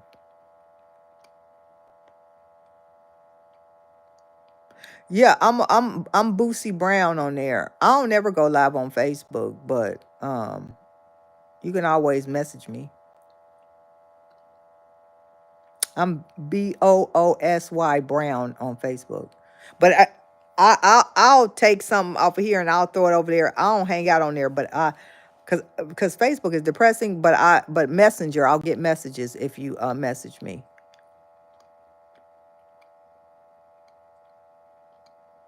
And that's a fact, baby girl vibes. That's a fact. Yeah. So just hit the notifications, awareness. Make sure you subscribe to the channel, and then that bell, click on it and hit all. But I'm gonna double check them too, because a couple people said they didn't know I went live, and I'm gonna make sure, because I'm in that YouTube program where I got a community manager, so I can reach out to them and ask them to check on it for me. But I ain't making no money though. I am though. Some at, at some point I will. I'm claiming that, y'all. But anyway, look, I didn't talk enough. I'm gonna throw up um um some days. I'll try to figure that out to see which day. Baby girl vibes.